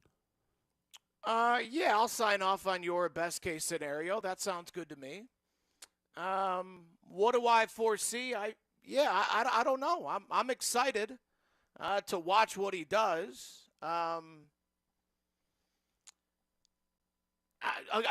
mean, I'm not expecting him to be a savior. I'm expecting him to offer a threat of thump to a lineup that was devoid of it. He's an outstanding young man. He's going to be a great clubhouse addition. Girls in Kansas City are going to go crazy for him. We'll see if he brings people to the yard outside of the Yankees series. I'm excited to watch him. But I'm more excited to watch this pitching staff to see if they can keep it up. One thing you never want them to say about your lineup is that is devoid of thump. You never want to be devoid of thump in your lineup. Last couple of things here, Vern. I've said this. There is one thing that I feel very confident in. I think he's going to hit. He has hit at every single level. He hit at Florida. He hit in AA. He hit in AAA. Maybe he doesn't hit 320 the way that he did down in Omaha, but I could see him hitting 240 with some pop and also able to drive some runs in for you. I also feel like he's going to strike out a bunch. Like, it is going to be noticeable how much he strikes out in this, especially in this early part. Yeah, we'll see. Listen, I'm excited to watch. Yeah, I don't have expectations because, again, I'm not asking the kid to lead this team anywhere. We'll see. We were expecting a bunch of strikeouts in Omaha, and that didn't happen. The guy's special, right? 70-some-odd games before you make your big league debut. You're a good player. Again, like I said at the beginning, this isn't a dice roll. This is a legitimate big leaguer. Does he ever see Omaha again? Yeah, possibly. Certainly that could happen. But for the next 6 years, Jack Caglione's going to hit in the middle of the lineup for the Kansas City Royals. He'll be paid handsomely at the tail end, and who knows? Maybe it lasts longer than that. Maybe this combo of Bobby and Jack is going to go down as the Mahomes and Kelsey of this side of the parking lot. Vern, I'll get you out of here with this. Where are your baseball cards? Because I know that 12-year-old Vern had a bunch of baseball cards. Why are you not on the island somewhere? Where are they?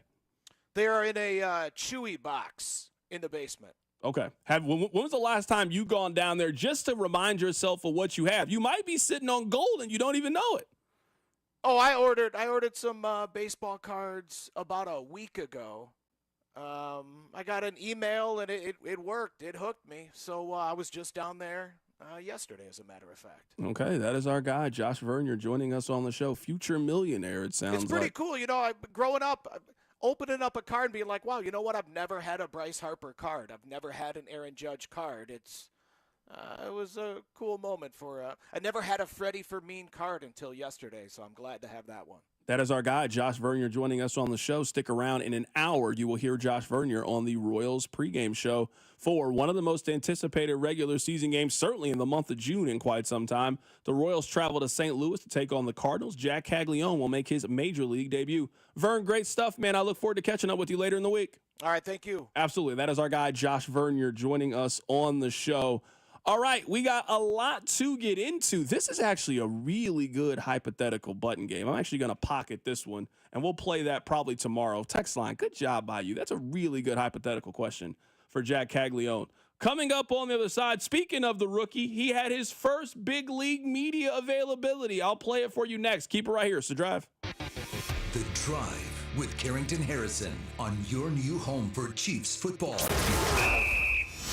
96.5 The Fan, brought to you by DM Injury Law. Have you or a loved one been in a car wreck? Contact DM Injury Law today and get the money you deserve. Car wreck? Remember, Mike's got this. From executive producer Curtis 50 Cent Jackson. All right, everybody listen up. We starting our own label. The Hit Stars original series BMF returns. The music game could put us up on Connects. Welcome to the 1995 Social War. This is how we do it. Don't miss the explosive return of BMF. I'm calling the shots now. I'm the face of this organization. You always gonna be in my shadow. Season premiere Friday, June 6th, only on Stars and the Stars app. Real stories with Hellsberg. After we met and we started dating, Nancy and I lived 150 miles apart, and I would drive my old jalopy car, and it was roughly a 3-hour distance. It took 3 years I drove across that state, back and forth, dating her every weekend. Persistence. And I would have never stopped. I had a lot of energy back then, 36 years ago.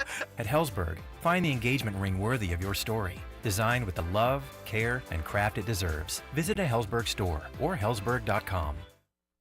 When dealing with erectile dysfunction, you want the right treatment for your specific needs. And every case is different, and finding the right solution can make the difference between okay and amazing. That's why Heartland Men's Health is Kansas City's leader in treating men's sexual health issues. ED can cause anxiety, stress, and a strain in your relationship, yet many men suffer silently without seeking treatment. Intimacy is one of life's greatest experiences, but ED can completely destroy it. Heartland Men's Health offers treatment when herbs and pills don't work. With success rates of over 90%, some treatments can help you last an hour or more, so why settle for good enough?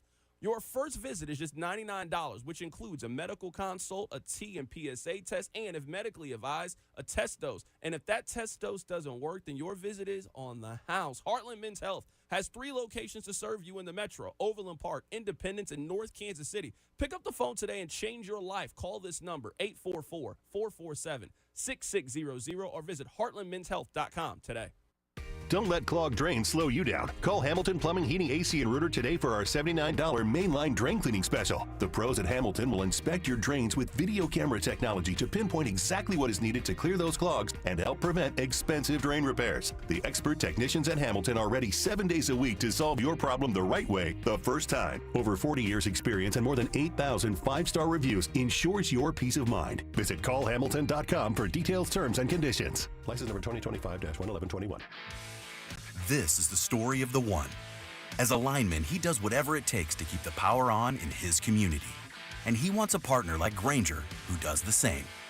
Grainger offers the professional-grade products he needs, from voltage detectors to harnesses to hard hats, plus fast, dependable delivery, so he can rise to every challenge. Call 1-800-GRAINGER, click Grainger.com, or just stop by. Grainger, for the ones who get it done. Some people just know they can save hundreds on home and auto insurance by checking Allstate first. Like to check your house sitter has the new code first, before leaving for vacation. System lockout. But that's the code! Contacting authority. I'm out of here. Oh, seriously, the car too? Yeah, checking first is smart. So check Allstate first for a home and auto bundle that could save you hundreds. You're in good hands with Allstate. Not available in every state. Potential savings vary. Allstate Vehicle and Property Insurance Company and affiliates, Northbrook, Illinois. I'm Bob Burke, founder and chairman of Burke America Parts Group, a family of brands that includes RepairClinic.com, an appliance and HVAC parts solution company that's grown into an international brand. Before AmericanEagle.com, we partially launched a new technology platform developed by another firm.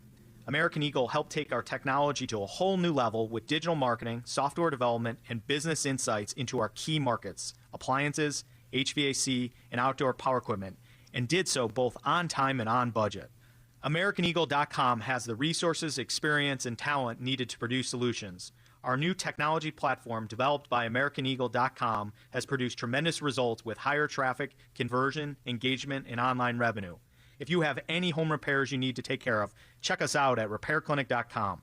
If you need a world-class website or technology project, then I would highly recommend AmericanEagle.com. Call AmericanEagle.com at 773-NETWORK. That's AmericanEagle.com, 773-NETWORK. This is the story of the one. As a safety manager at a manufacturing plant, he does everything he can to keep his coworkers safe. From finding ways to reduce risks to keeping safety supplies in stock. And for that, he relies on Grainger. Grainger offers a broad range of quality products and next-day delivery, so he can always play it safe. Call 1-800-GRAINGER, click Grainger.com, or just stop by. Grainger, for the ones who get it done. Check engine or ABS light on? Take the guesswork out of your warning lights with O'Reilly Veriscan. It's free. Ask for O'Reilly Veriscan. O'Reilly Auto Parts. Summer's here, and you can now get almost anything you need delivered with Uber Eats. What do we mean by almost? You can't get a well-groomed lawn delivered, but you can get chicken parmesan delivered. Sunshine? No. Some wine? Yes. Get almost anything delivered with Uber Eats. Order now. Alcohol in select markets. See app for details. Tonight, expect showers and thunderstorms with a low of 58. Weather brought to you by Staples. Have you heard? The Staples Easy button is back with even more easy.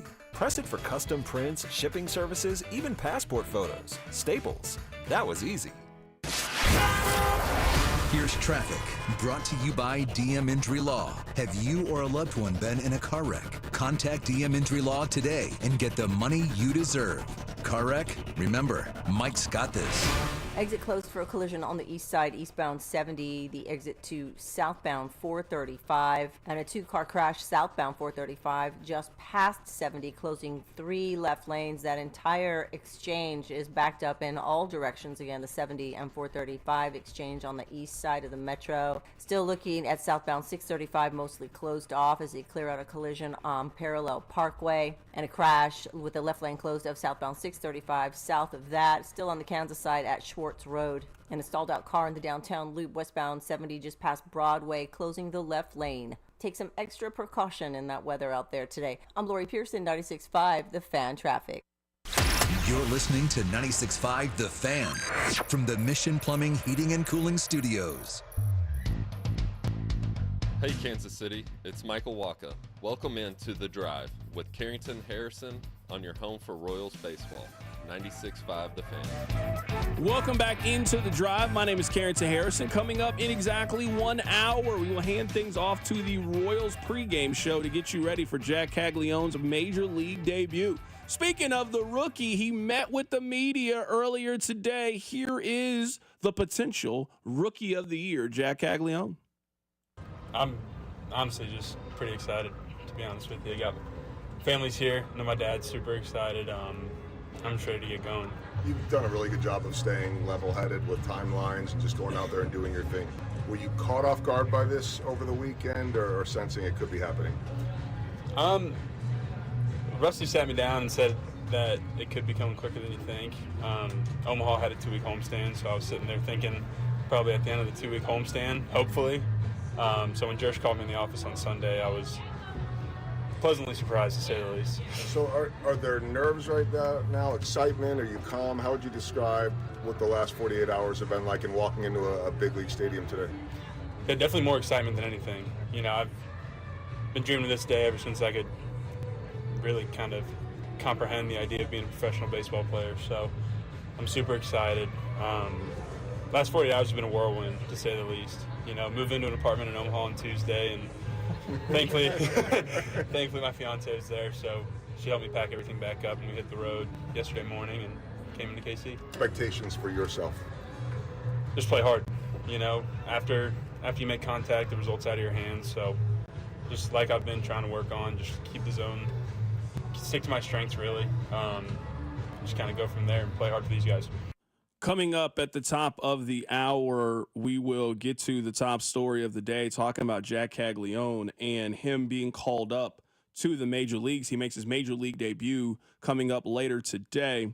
I also want to play for you guys what JJ Piccolo had to say. He was on the midday show earlier today, the general manager of the Kansas City Royals, talking about the number one story with the Royals.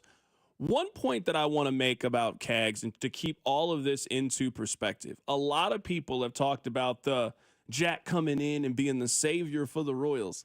I don't see it that way.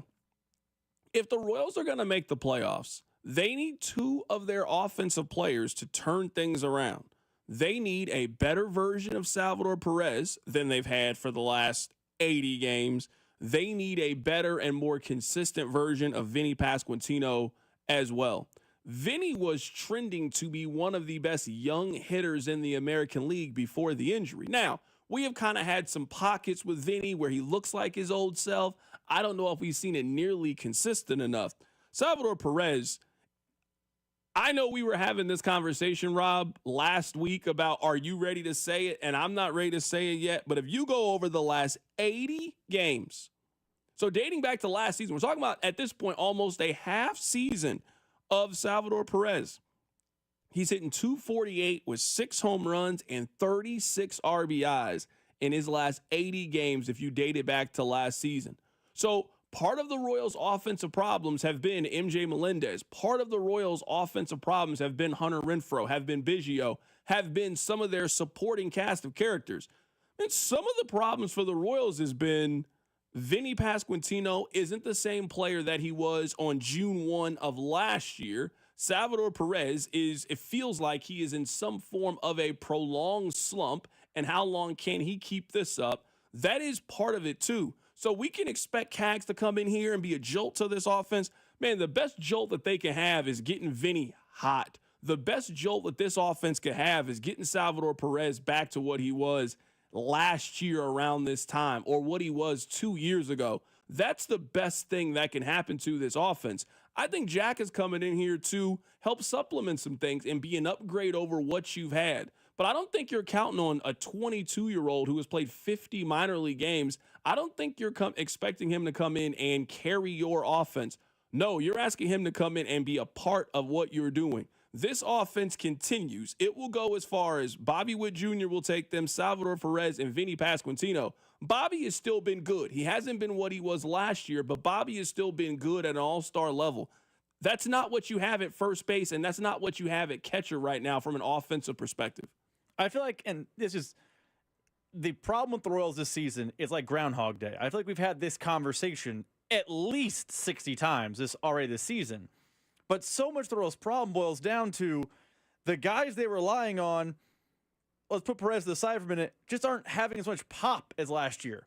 Vinny's still hitting pretty well this year. He just doesn't have the same slugging percentage they did last year. It's just not putting the ball over the wall, and it's getting better at the same level he was last year. He was a guy that was trending for 20-plus home runs and 100 RBIs last season. That was, a guy that you went, oh, you can pencil him in every day. He's your 3-hitter. You got a guy.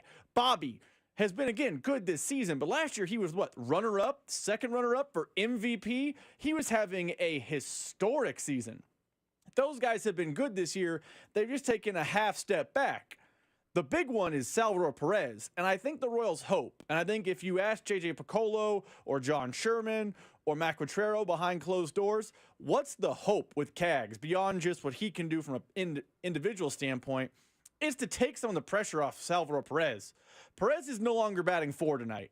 Now, I don't know if that's just a one-night thing, but I'm hoping it's a trend, and I'm thinking the Royals are treating that like a not trend. Let's move Salvador Perez back. He's not hitting well enough to be in the 4 spot. And I would bet the Royals at one point this season are hoping quietly that Kags is so good they can bring Perez back even further down the lineup, because the way he is hitting in that last 80 games and this season is not a cleanup hitter. And how many times have you been to a game, Carrington, or watched on TV or felt like, man, there's one big hit away, and then their 4-hitter comes up. That should be big hit time, and it's a pop out. It's a strikeout on 3 sliders. It's a ground out double play. It just feels like That position in the lineup is designed to be in big moments, and he is not converting those big moments. So give someone else those opportunities. I'm looking at the Royals lineup right now, and this lineup should give you a chance. The lineup that they are trotting out there today, they have Jonathan India at leadoff, Bobby Witt Jr., Maikel Garcia, Vinny Pasquantino, Salvador Perez, Jack Caglione. That 1 through 6 is enough. That you don't need all 6 of those guys to be red hot. You need 4 out of 6. You need half of those guys. The outfield lineup, to me, is better than what we were talking about at the very beginning of the season. Today, their outfield, it's Lofton, Waters, and Isbell. That's probably the best outfield that they can field for now. This offense is certainly good enough to not be the worst non-Colorado Rockies offense in the league.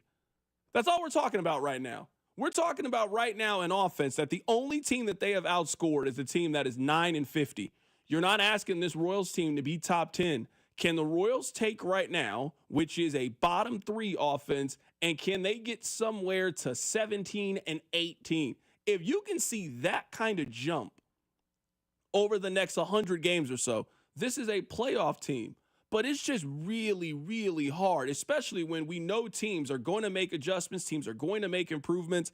I just don't know how you can expect to make the playoffs with the 29th ranked offense. That's just a really, really difficult thing to do. And you continue to put pressure on your pitching staff to basically be perfect almost each and every night out there. So that's what I'm expecting Cags to come out here and do to help round out this lineup. 1 through 6. From India all the way down to Caglione hitting 6th. That is a legitimate major league lineup that you were fielding. There is no reason for you to be down near the bottom, near the Pirates, White Sox, and Rockies when we are talking about run production. And if you can just find a way to get to the high 20s or low teens, this is a team that with their rotation, they can win 87, 88 games. This time they can potentially host the wild card games. But they had to do something. They had to give their offense a jolt. And this was the last card to potentially play, which was bringing in Jack Caglione and having him hit 6 today and be the designated hitter. Coming up on the other side, we'll hear from JJ Piccolo, the Royals general manager, and calling up their number 1 prospect. Keep it right here. It's The Drive. The Drive with Carrington Harrison on your new home for Royals baseball. 96.5 The Fan. Brought to you by DM Injury Law. Have you or a loved one been in a car wreck? Contact DM Injury Law today and get the money you deserve. Car wreck? Remember, Mike's got this. This report is brought to you by O'Reilly Auto Parts, your professional parts people. Get a $15 prepaid MasterCard after rebate when you buy 5 quarts of Mobil 1 full synthetic motor oil at O'Reilly Auto Parts. O'Reilly Auto Parts. It's one of Kansas City's most fun nights of the year. It's Guns N' Hoses, where area firefighters box area police in 13 exciting bouts for the families of our fallen first responders. This year's Guns N' Hoses, Saturday night, June 7th, at historic Municipal Auditorium in downtown Kansas City. Tickets are just $25. Get them while they last through Ticketmaster or at Municipal Auditorium box office. Guns N' Hoses, Saturday, June 7th.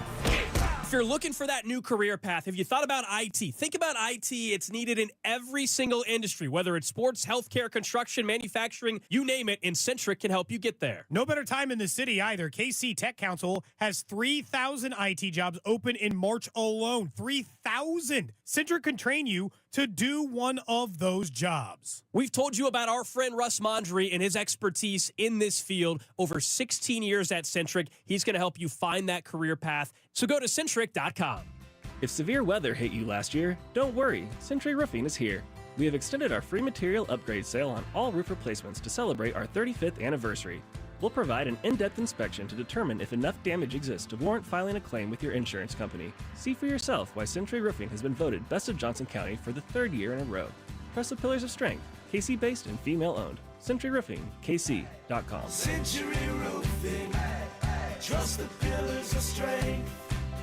We all hear the radio ads about the IRS. They tell you to be afraid, to be scared, and they try to frighten you into calling. I'm not here to do that. Tax Relief Advocates is different. TRA is here to tell you that if you owe money to the IRS, whether it's $5,000, $50,000, or $500,000, we have a solution. It doesn't matter if you're sitting in your car, at work, or with your kids. No matter where you are, call now. 800-575-6986. Don't lose hope. TRA can eliminate or reduce what you owe to the IRS. Generous programs are now available that can give you a fresh start. Our passion is taxes and helping individuals fix their IRS problems. We have over 1,000 5-star reviews on Google and an A+ with the Better Business Bureau. You don't need to be afraid of the IRS any longer. End your tax nightmare today by visiting us online at TRA.com or call 800-575-6986. That's 800-575-6986. Tax Relief Advocates. Real solutions for real people. Do you think astronauts fight over elbow room?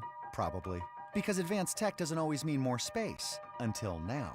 Introducing the Hyundai Ioniq 9, a 3-row electric SUV with over 300 miles of range, ultra-fast charging capability, and lots of space. The all-new Hyundai Ioniq 9.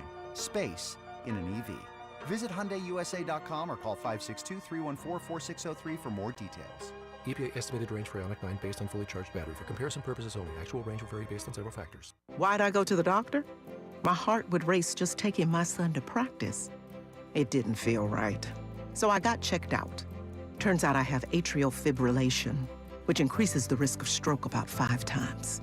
Symptoms like irregular heartbeat, heart racing, chest pain, shortness of breath, fatigue, or lightheadedness can come and go. But if it's AFib, the risk of stroke remains. If you have symptoms, contact a doctor. I'm so glad I did.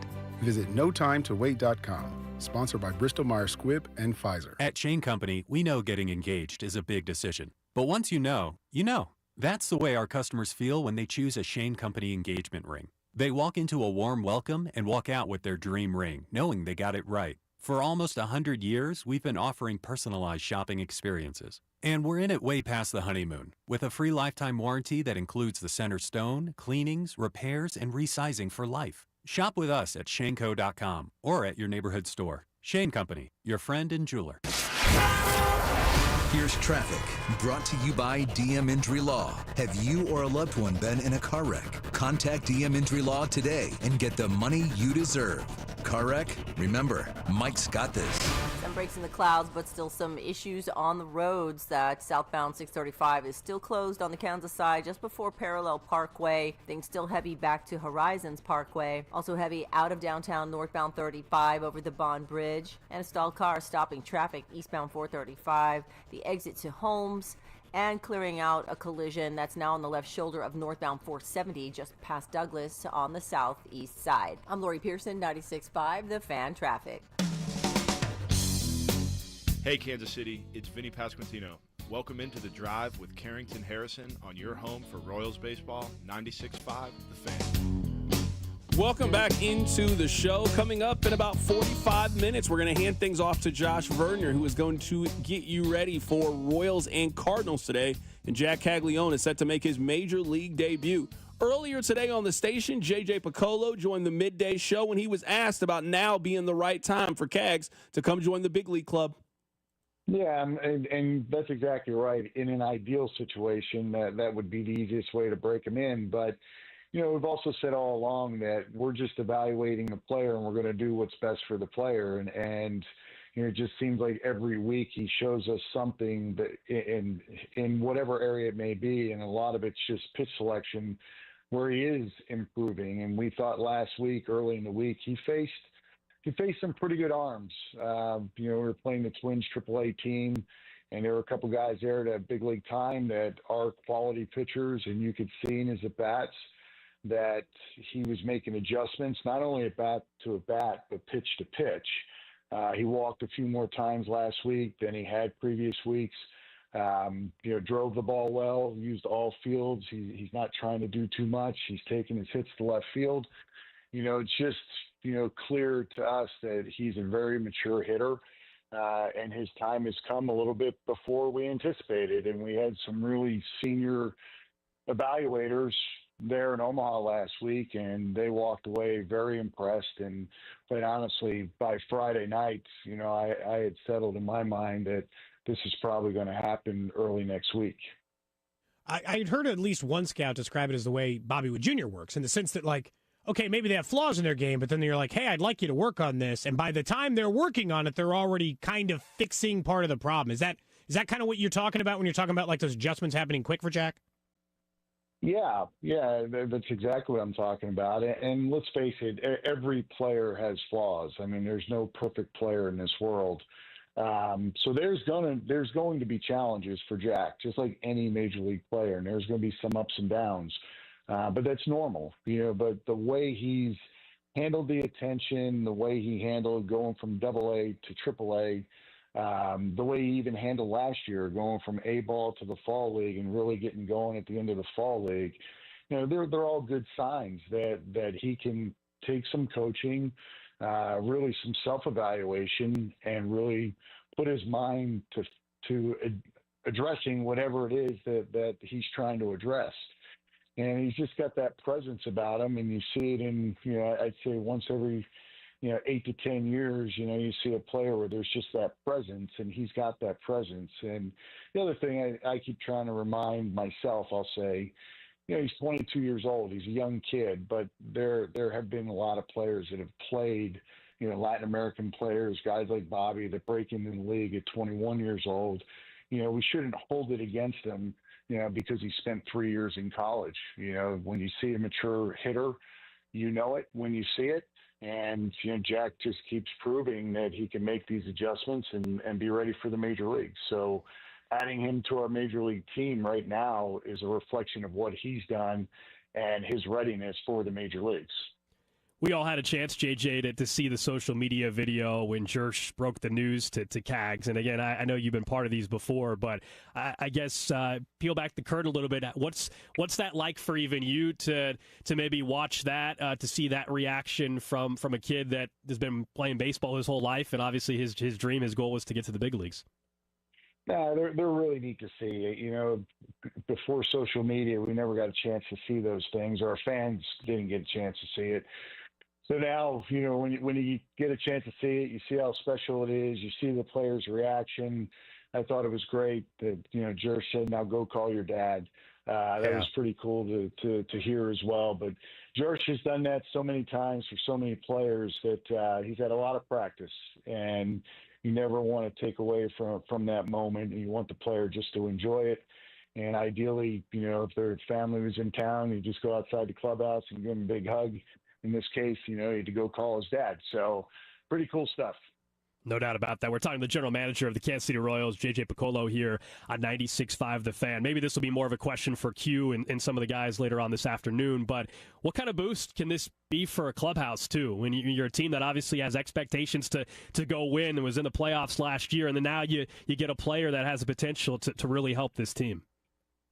Well, the team's excited about it. We spoke to a couple players on Sunday evening just to let them know they knew that it was probably coming at some point. I think what Jack has done that it's going to be very, very helpful for him is the time he spent in spring training. He was so respectful to everybody else in the clubhouse. There was humility that just is engaging and endearing to the team. So when guys handle themselves like that, they're hard not to root for. I know our clubhouse is following what he was doing every day, and, it's hard not to. But I think it's more of a reflection of who he is and how he gained the respect of teammates in spring training. And that's a big part of this. You want a guy to be mature enough to handle the major leagues, but if they aren't that type of teammate, a move like this can create animosity. Well, that's absolutely not the case here. There's excitement within the clubhouse, and now we got to go out and play baseball. It's not just about Jack Kaggleon. It's about our lineup starting to function a little bit better. I think what it does, it clearly adds some power to our lineup. I guess there's just like a follow-up to that, and just like the way he's going to play in the field. What is kind of the preferred, or I don't know, the mix you and Q are talking about? How much right, how much first, how much DH, and I guess how high are you willing to hit him in the lineup? Is there a possibility tonight we could see him hitting fourth or fifth? Or are you guys thinking about maybe starting him lower in the lineup and then trying to work him in that way? Well, it's either going to be 5 or 6, one of the two. And that's what we're trying to decide on. And, positionally, he's done a good job in right field. That's something that Rusty Kuntz has spent the last 2 weeks with him. Rusty's very confident that he's going to hold his own out there. It is a new position for him, so we got to be realistic in what we expect. First base is clearly his most comfortable position. But more than likely tonight, I think he's going to be DHing, and I think, that's very intentional just because you want him to just, focus on the bat. Don't worry about the defense. So he'll probably DH tonight. But defensively, you're going to see him in the DH spot. You're going to see him in right field, and you're going to see him at first base. He's going to just be part of that mix with Salvi and Vinny at first base, and there's going to be some opportunity to get him there as well. I think some fans were trying to figure out exactly how the service time stuff works and Super 2 eligibility works. We played some audio from David Sampson, who was critical of your guys' decision to make the move now versus waiting a few weeks. If you could just kind of explain how that works. And my understanding is there's different cutoff dates each year sometimes for Super 2 eligibility, and how much, if at all, did that play a role in this decision? Well, first of all, it never plays a role for the Kansas City Royals. We're going to do what's best for the player, what's best for the organization. There's a lot of unpredictability in Super 2, and it's very complicated to try to explain it real quickly here. But it's a little bit of a sliding scale, so he potentially can be a Super 2, but that's not the end of the world if he's a Super 2. That's not why we would or wouldn't make a decision. Nor is service time. That's if we had thought he was ready for the major leagues opening day, he would have been on the team opening day. So, that is really irrelevant in our minds, because this is about winning baseball games, and this is about putting the right guys on the field. What's the most impressive home run you've seen Jack Kaggleon hit? Is there one that stands out? Even like, how far have you seen him hit it? Well, it's actually, it goes back a few years. I was watching the University of Florida play Vanderbilt at the University of Florida, and he was actually pitching that day. I was there to see a player for Vanderbilt. And our area scout, Nick Presto, who ended up signing Jack, told me before the game, he said, look, you're going to see a left-handed pitcher who's pretty good today for Florida, but I like him as a hitter, and he hit one over the scoreboard there at the University of Florida. So that was my first introduction to Jack, and I know he's probably hit some further than that, but that was the first day I ever saw Jack Kaggleon play, and it's hard to forget a ball going over a scoreboard. So the first impression was pretty good. I don't know if an obligation is the right word. Do you feel almost that there's an obligation to not let this pitching, quote unquote, go to waste, that you guys have a really special pitching staff this year? No doubt about it. I mean, a big part of this decision to bring Jack up has to do with how good our pitching is. If our pitching wasn't as good as it's been, we're not in the position we're in. I mean, that's just facts. The offense hasn't done what we know it's capable of doing and believe it will do. But thankfully, the pitching's been so good, even through a 2-week run here without Steph and Cole. They compete every night. They keep us in every single game. And that's very valuable, and that's a big part of why we're excited for these last 100 games. I mean, it's elite. It was elite last year. It's elite this year, and that's not lost upon us. I mean, pitching is the name of the game. We play good defense. You pitch, you play defense, you get some big hits, you're winning games. And right now, we're just not getting the big hits. That was JJ Piccolo, the general manager of the Kansas City Royals. He was on the midday show earlier today. Coming up at the top of the hour, we'll continue to talk about the top story. Jack Kaggleon is set to make his major league debut coming up in about an hour and a half right here on 96.5 The Fan. Keep it locked in right here. It's The Drive. The Drive with Carrington Harrison on your new home for K-State Athletics. 96.5 The Fan. Brought to you by DM Injury Law. Have you or a loved one been in a car wreck? Contact DM Injury Law today and get the money you deserve. Car wreck? Remember, Mike's got this. Here's traffic, brought to you by DM Injury Law. Have you or a loved one been in a car wreck? Contact DM Injury Law today and get the money you deserve. Car wreck? Remember, Mike's got this.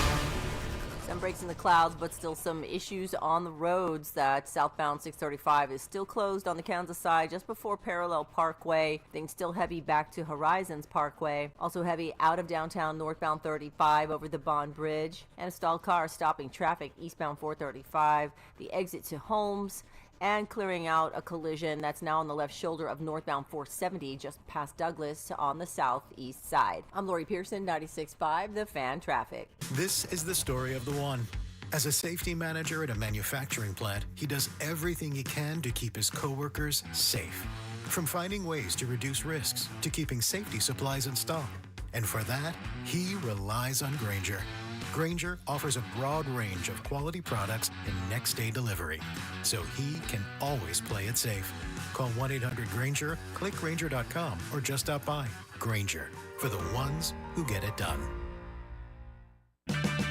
Check engine or ABS light on? Take the guesswork out of your warning lights with O'Reilly Veriscan. It's free. Ask for O'Reilly Veriscan. O'Reilly Auto Parts. Summer's here, and you can now get almost anything you need delivered with Uber Eats. What do we mean by almost? You can't get a well-groomed lawn delivered, but you can get chicken parmesan delivered. Sunshine? No. Some wine? Yes. Get almost anything delivered with Uber Eats. Order now. Alcohol in select markets. See app for details. Hey there, Royals fans. It's Royals Hall of Famer Mike Sweeney. Have you or your kids experienced a high school coach who wants to make our Kansas City community a better place to live, work, and play? The Royals and the See You in the Major Leagues Foundation, together with Blue Cross and Blue Shield of Kansas City, are shining a spotlight on 6 impactful coaches in the KC metro area. Nominate a high school coach today at royals.com/coaches with character. This is the story of the one. As a lineman, he does whatever it takes to keep the power on in his community. And he wants a partner like Grainger who does the same.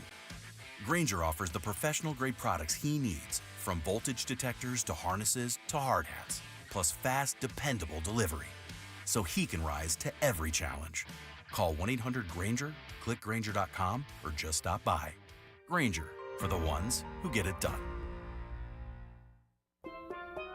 Here at the Almond Joy Factory, where tropical vibes abound, we use soft, fresh-tasting coconut. The crunchiest almonds and delicious chocolate candy. Ah, but do you know what our most important ingredient is? Sometimes you feel like a nut. Sometimes you don't. Almond Joy's got nuts and something even way better than that. Yes, Almond Joy is made with almonds and joy. Are you a parent of a 2 to 8-year-old? Listen closely for an exciting offer, then head to abcmouse.com/radio to learn more. By now, you've probably heard of ABC Mouse, the award-winning online learning program. ABC Mouse is like a little one-on-one teacher. It has helped her so much. Designed by education experts, ABC Mouse seamlessly aligns with what your child is already learning in school. And with over 10,000 learning activities and more than 850 lessons, it's an engaging and comprehensive curriculum. More info at abcmouse.com/radio. I have been teaching for 13 years, and I've never seen a program like ABC Mouse.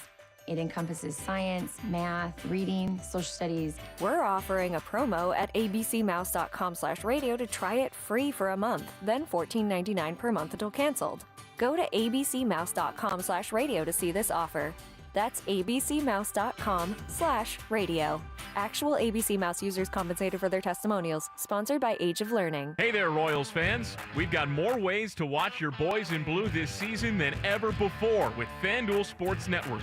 Subscribe directly to FanDuel Sports Network to stream all the action, or, new this season, Royals Baseball is now available on Amazon Prime Video as an add-on subscription. You can also access FanDuel Sports Network through TV providers like DirecTV, Spectrum, Xfinity, Fubo, and more. Visit Royals.com/TV to learn more. You're listening to the all-new 96.5 The Fan, your new home for Chiefs football. KFNZ, FM and AM, HD1 and HD2 Kansas City, an Odyssey sports station.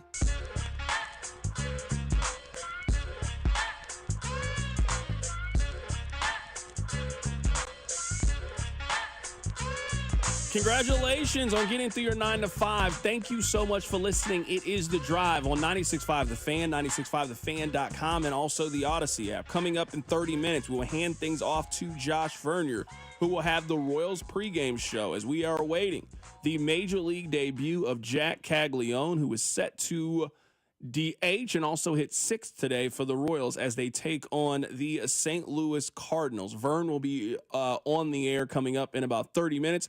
I will be taking you up through there. So this is what we'll do. It'll be a little bit of me. It'll be a little bit of Rob. Also, sort of a compilation of a lot of the player comparisons that people have made for Jack Kaggleon over the last couple of days here on the radio station. Let's start with this.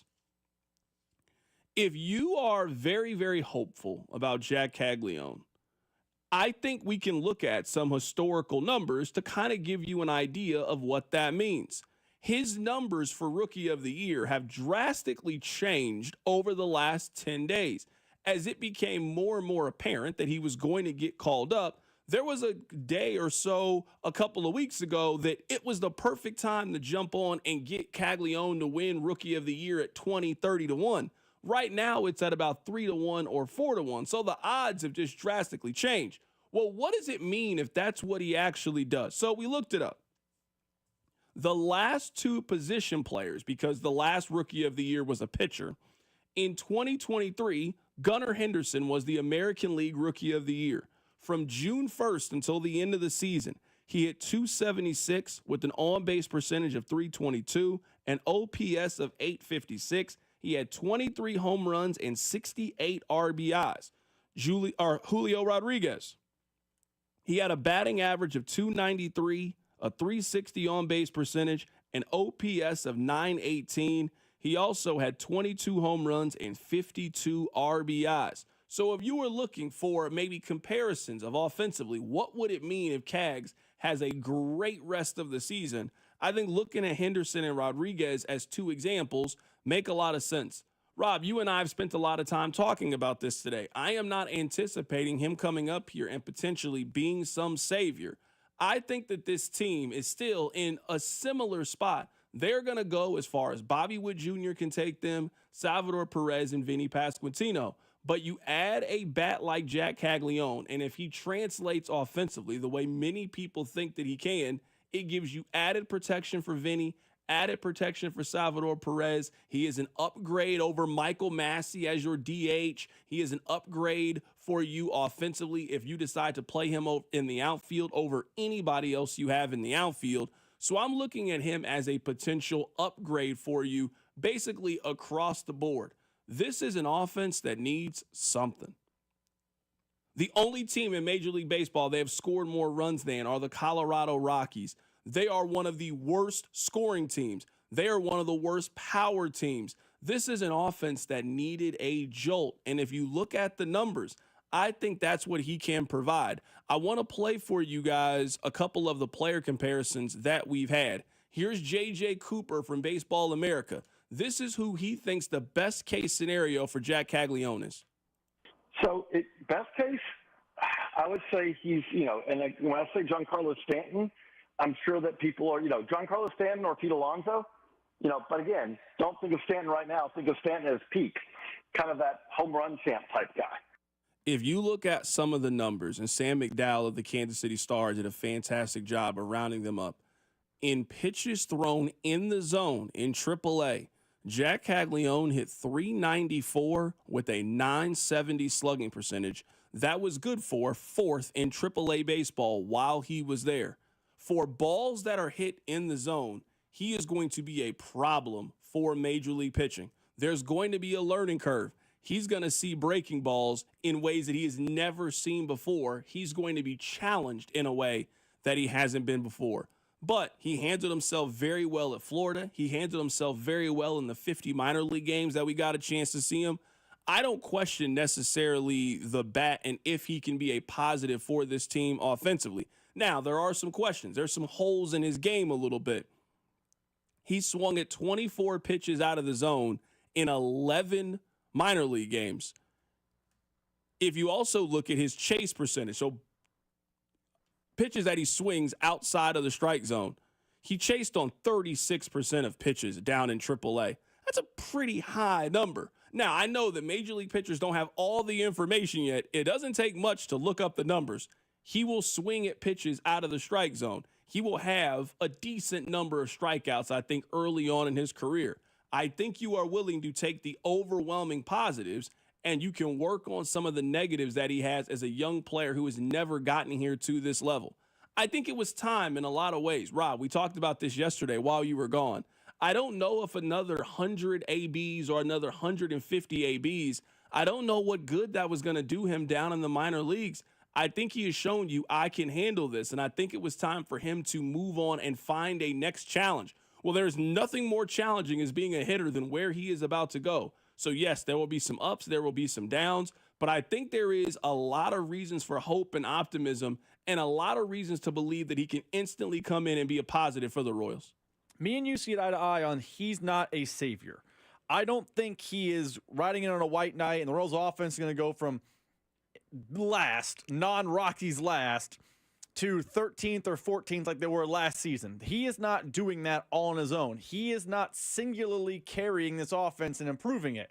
But where I think he can have an impact is I think there is a possibility that he takes a little bit of the pressure off of the other guys. Let's be honest about what Salvador Perez and Bobby Witt and Vinny Pasquantino, Maikel Garcia, name the guys down the list, have struggled with this year. It's putting the ball over the wall. How many times you looked at a box score this year, Carrington, like, hey, let's talk about the Royals game. Let's look what they did last night. Oh, they had 9 hits. They must have scored a bunch of runs. They scored 2. They just don't have any extra base pop. And if Jack Kaggleon can take the strikes he's going to get, at least I believe he's going to be throwing strikes in his major league career, and do even a little bit of what he did with those strikes at the minor league level, suddenly you have a guy who is a home run threat, a doubles threat, a guy who can drive in runs, and maybe, just maybe, that alleviates the fact that Vinny's basically your only power hitter. That alleviates the fact that, hey, Perez is going to pop up in big RBI situations. He'll pop up in less now because Jack's on the lineup. Hey, maybe Bobby can get back to being Bobby as opposed to seeing eye singles that with his speed he turns into a double. You saw a little bit of that over the weekend when he pounded that homer against the Tigers. I think there is a hope by the Royals. There's a cumulative effect by Kaggs more than just what he does. But me and you see eye to eye. There is going to be a learning curve. There is going to be a situation where Kaggs might struggle at some point this season. That chase rate indicates he will probably struggle at some point this season. I think the hope is that it creates a jolt of life for this offense. The lineup gets a little longer and the offense can become respectable, because if this offense is just respectable, they are a playoff team, and they are a team that you thought could contend for the AL Central. Now, maybe those days are dead and gone because the Tigers have run away from them, but just you're hoping that Kaggs, when he sees those strikes, brings this offense to respectability, and maybe he will adjust the league. I mean, he had that chase rate in the minors and still was putting 500-foot home runs out there. So maybe, just maybe, he's a freak and can avoid the problems with that chase rate. Let me give you just an idea of how much of an upgrade he could potentially be. This is what they have gotten from the 6th spot in their lineup this year. So Jack is hitting DH, and he is hitting 6th for the Royals today. This is what they have gotten from the 6th batter in their lineup. A 207 batting average, a 253 on-base percentage. The 6th hitter is slugging 275 for them. They have gotten 2 home runs and 19 RBIs from the 6th hitter in their lineup. Do you think that Jack Kaggleon can be an improvement over that? Do you think that right now, if they gave him what they have given their 6th hitter, they have given the 6th hitter 243 plate appearances. They have 2 home runs. That person gets on base a quarter of the time. So I understand why people are overly optimistic, and I think you should be overly optimistic. This is the time to do it. You have the 5-star quarterback that is committed to your university. You have the one-and-done player that was the rival's number 3 player. You have one of the most talked about and debated prospects in all of Major League Baseball. Now's the time to be overly positive. But if we're going to bring it back more towards the middle, you're asking him to be an upgrade over what has been an embarrassing back half of your lineup. You don't have any pop. You don't have anybody that gets on base, not a consistent run producer from there. I think this now gives you a pretty solid 1 through 6. If you're talking about India, Witt, Maikel Garcia, Salvi, Vinny, and now Kaggleon is hitting 6th, You got a real solid 1 through 6 there. If you can get anything from the outfield, you feel pretty good about your lineup. You said it earlier. You are not asking the Royals to make a jump now to 13th in Major League Baseball. They've only scored more runs than the Rockies. Can they find a way to get this offense to 21st? Can they find a way to get this offense to 19th? If they can figure out a way to get the offense to 19th and guys can get going and guys get hot, they'll make the playoffs again. If they can figure out a way to get more towards the middle, I think they can hold on and do this again. But it's been obvious, I think, for quite some time, they need to make some changes to the offense and give them a lot of credit. They have made a lot of changes to their offense. I don't know if you can sing much higher praise of a prospect than what Jeff Passen did on the Pat McAfee show. This is the kind of guy that maybe the casual fan doesn't really know about. They should. And I think they're going to. Because let's put it this way. This is what Jack Kaggleon is. He is a guy who has the kind of power that Aaron Judge and Shohei Ohtani have. And there are very, very few guys in baseball who can say that. And even more, he has really good bat-to-ball skills. So he doesn't strike out a whole lot. At least in my lifetime, the Royals have never had a prospect like that. They have had some very, very good prospects. Carlos Beltran was a great prospect. Alex Gordon was a great prospect. Mike Moustakas, Eric Hosmer, Bobby Wood Jr. Now, maybe Bobby's close, but I think Bobby, at least the way he's discussed, is discussed as much more of a well-rounded player and a 5-tool guy. We're talking about a guy who they believe at some point could lead the majors in home runs. They are talking about a player that they think could win the home run derby. They're talking about a guy that for the next 5 to 6 years, you could potentially pencil in as a guy that could hit 30 home runs and have 100 and 110 RBIs. The Royals just not have drafted that many players that we think fit that caliber. They have not developed that many players that fit that caliber. You cannot sing a much higher praise from a power perspective of saying that a player has Shohei Ohtani or Aaron Judge power. And he is not the only one to say it. Jim Callis, who has been covering baseball for 30 years, he said the exact same thing 2 weeks ago on Cody and Gold. Yeah, I mean, I think you could put him up there with just about anybody in the big leagues. I mean, I'm not trying to say we're not putting him in the Hall of Fame, but I mean, he's like a slightly bigger version to me. I don't think he's as polished a hitter, but if we're just talking the power, he's like a slightly bigger version of Shohei. And I know I was the one I kind of. He also pitched, so great. he did, and it's funny. Like I didn't like the Keg. I don't think anybody should be compared to Shohei as a two-way guy. And right. I think the Royals also did what was smart. I remember arguing with Greg Amslinger good naturedly at the MLB Network desk during the draft last year. I would not have had him pitch as a pro either. I mean, it's interesting and intriguing, but his ceiling's so high. I want him devoting 100% of his time to being the best offensive player he could be, because that could be a 40-plus home run guy. But, I don't know, just the size and his ability to hammer pitches all over the place out of the park, even if he doesn't square it up, it kind of reminds me of Shohei, to be honest. So that was Jeff Passen. That was Jim Callis. Shohei Ohtani power. JJ Cooper said that he thinks that he could be Giancarlo Stanton, prime Giancarlo Stanton, who was a 30 home run, 100 RBI guy for the Florida Marlins. JJ Piccolo, the general manager of the Royals, listen to this comparison. Yeah, I mean, Adam Dunn I can see because of the power, but Jack is going to be a more complete hitter than Adam. Adam struck out a lot. I mean, very good major league player. I think he's going to be able to control the zone better than that.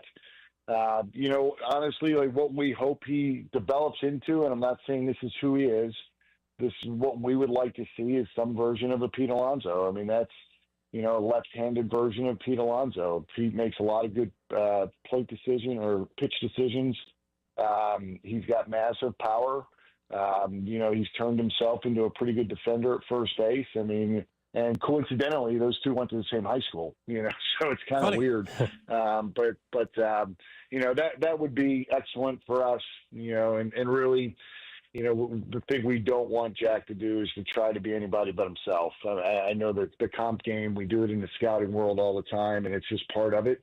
But Jack needs to be himself, whatever version Jack, that it allows him to be the best major league player he can be. That's what we'd be happy with that. Text line 913-586-7965. CDOT, all of this hype has me scared. I would say that this is sports. From a player individual standpoint or from a team standpoint, the beautiful thing about sports to me is no matter how good people say that you are, eventually you have to prove it on the field. We can talk about this team being good, this team being good. Eventually, we all get the opportunity to see when you have the success that he's had in this short period of time, this is what comes with it. You were dominant at the University of Florida. Not good. You were dominant. You were a top 10 pick. You were the best player on a team that went to multiple College World Series. You then got drafted in the top 10. You then went to the minor leagues. You got to the majors in 50 games. 50. To put that into some kind of context, that's faster than Bo Jackson did. 50 games. And it wasn't like you were okay in those 50 games. You hit 322 in Northwest Arkansas. You had 9 home runs and 43 RBIs in 38 games. When you then got to AAA, where maybe people were expecting you to take some kind of regression, you hit 319 with a 380 on-base percentage. You played in 12 games. You hit 6 home runs, and you had 10 RBIs. When people talk about you in this capacity, the most logical step is, I want to see if it's real or not. When people keep telling you that Sinners is the best movie that you've ever seen, eventually I want to watch it and I want to determine for myself. So the hype shouldn't scare you. The hype should excite you. You either live up to the hype or you flame out and we do this same thing again. But I will say this, for the most part, when people talk about baseball prospects like this, they're rarely all the way off. Sure, maybe he doesn't turn out to be Aaron Judge, right? Maybe he doesn't turn out to be that. What if he turns out to be Jim Thome? Just think about that, Rob. What if they have Jim Thome on their team? A guy that plays first base, a guy that ends up showing you tremendous power, and a guy that is in the Royals lineup for the next decade or so. I mean, everybody would live with that, right? If he turned out to be Jim Thome, a guy that wasn't a complete player, a guy that never won MVP, a guy that only made the All-Star team 5 times, but a really, really phenomenally good baseball player. I think you can live with that. As I said earlier, this is the exciting part because he can be whatever your imagination says that he can be right now. Eventually, time will tell, but there was a time where you allowed yourself to dream of how good Patrick Mahomes could be. And somebody told you you were crazy to think he could be that. One day you watched him play and you said, I think he can be Aaron Rodgers. And somebody laughed at you and said that was silly. And you know what? They ended up being wrong. He's twice as good as Aaron Rodgers was. This is the fun part about cheering for a player and seeing if he can turn out to be what everybody expects him to be. This is day one of the journey. There's no reason to overreact or underreact at this point. This is the time to be excited. This is what being a sports fan is about. You're 100% right. It's blind optimism time. I was listening to MLB Network before coming into work today. Because, I'm trying to get a feel of what they think of Cags. I think it was either Harold Reynolds or it was someone else on the panel.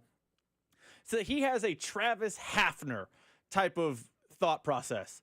And I remember thinking, to your point about just blind optimism, I'd be disappointed if Jack Kaggleon was Travis Hafner. I then pulled Travis Hafner's numbers. Do you know that Travis Hafner was a career 273 guy with 200-plus homers and, 30 home run seasons? Travis Hafner was a really good player for the then Cleveland Indians. That would be, not the best outcome, but a good outcome. But to your point about blind optimism, I heard someone say Travis Hafner, who was a good baseball player, and I thought, boo, shut up. I want to hear bigger expectations. With KU basketball, don't talk about Darren Peterson being solid. I say he's Shea Gilgeous-Alexander because this is the time to let the fan in you go nuts and create the highest of highs because every once in a while, it does hit. Vern came on this show and said Bobby Witt could have a Mahomes-like impact. Vern's mostly right because when those things hit, they hit huge. Text line 913-586-7965. CDOT, remember, Mondesi had this kind of hype, and we all saw how this went. I would also say that Eric Hosmer had this kind of hype too. On a team that won the World Series, he hit 20 home runs and had 95 RBIs and hit 300. I would say that Bobby Wood Jr. also had this level of hype. Bobby Wood Jr. finished second in the MVP in his first 3 years as a Major League Baseball player. I would say that Zach Greinke had his hype. Zach Greinke's going to go to the Hall of Fame at some point. So yes, sometimes when we hype all of this expectation on the player, we miss. Man, a lot of times we get it right. Kevin Durant, we thought he was going to be really good. He turned out to be really, really good once he got to the pros. I don't know why Jack Kaggleon can't have that kind of impact in baseball. We had a lot of fun today. Check out the podcast page. Stick around. Coming up right after us, it will be the start of the pregame show. Jack Kaggleon set to make his Major League debut coming up in an hour in St. Louis. Verdon will take over. Take care of yourself. Catch you guys tomorrow. It's The Drive. The Drive with Carrington Harrison. This man was a bona fide scrub. On 96.5 The Fan. Brought to you by DM Injury Law. Have you or a loved one been in a car wreck? Contact DM Injury Law today and get the money you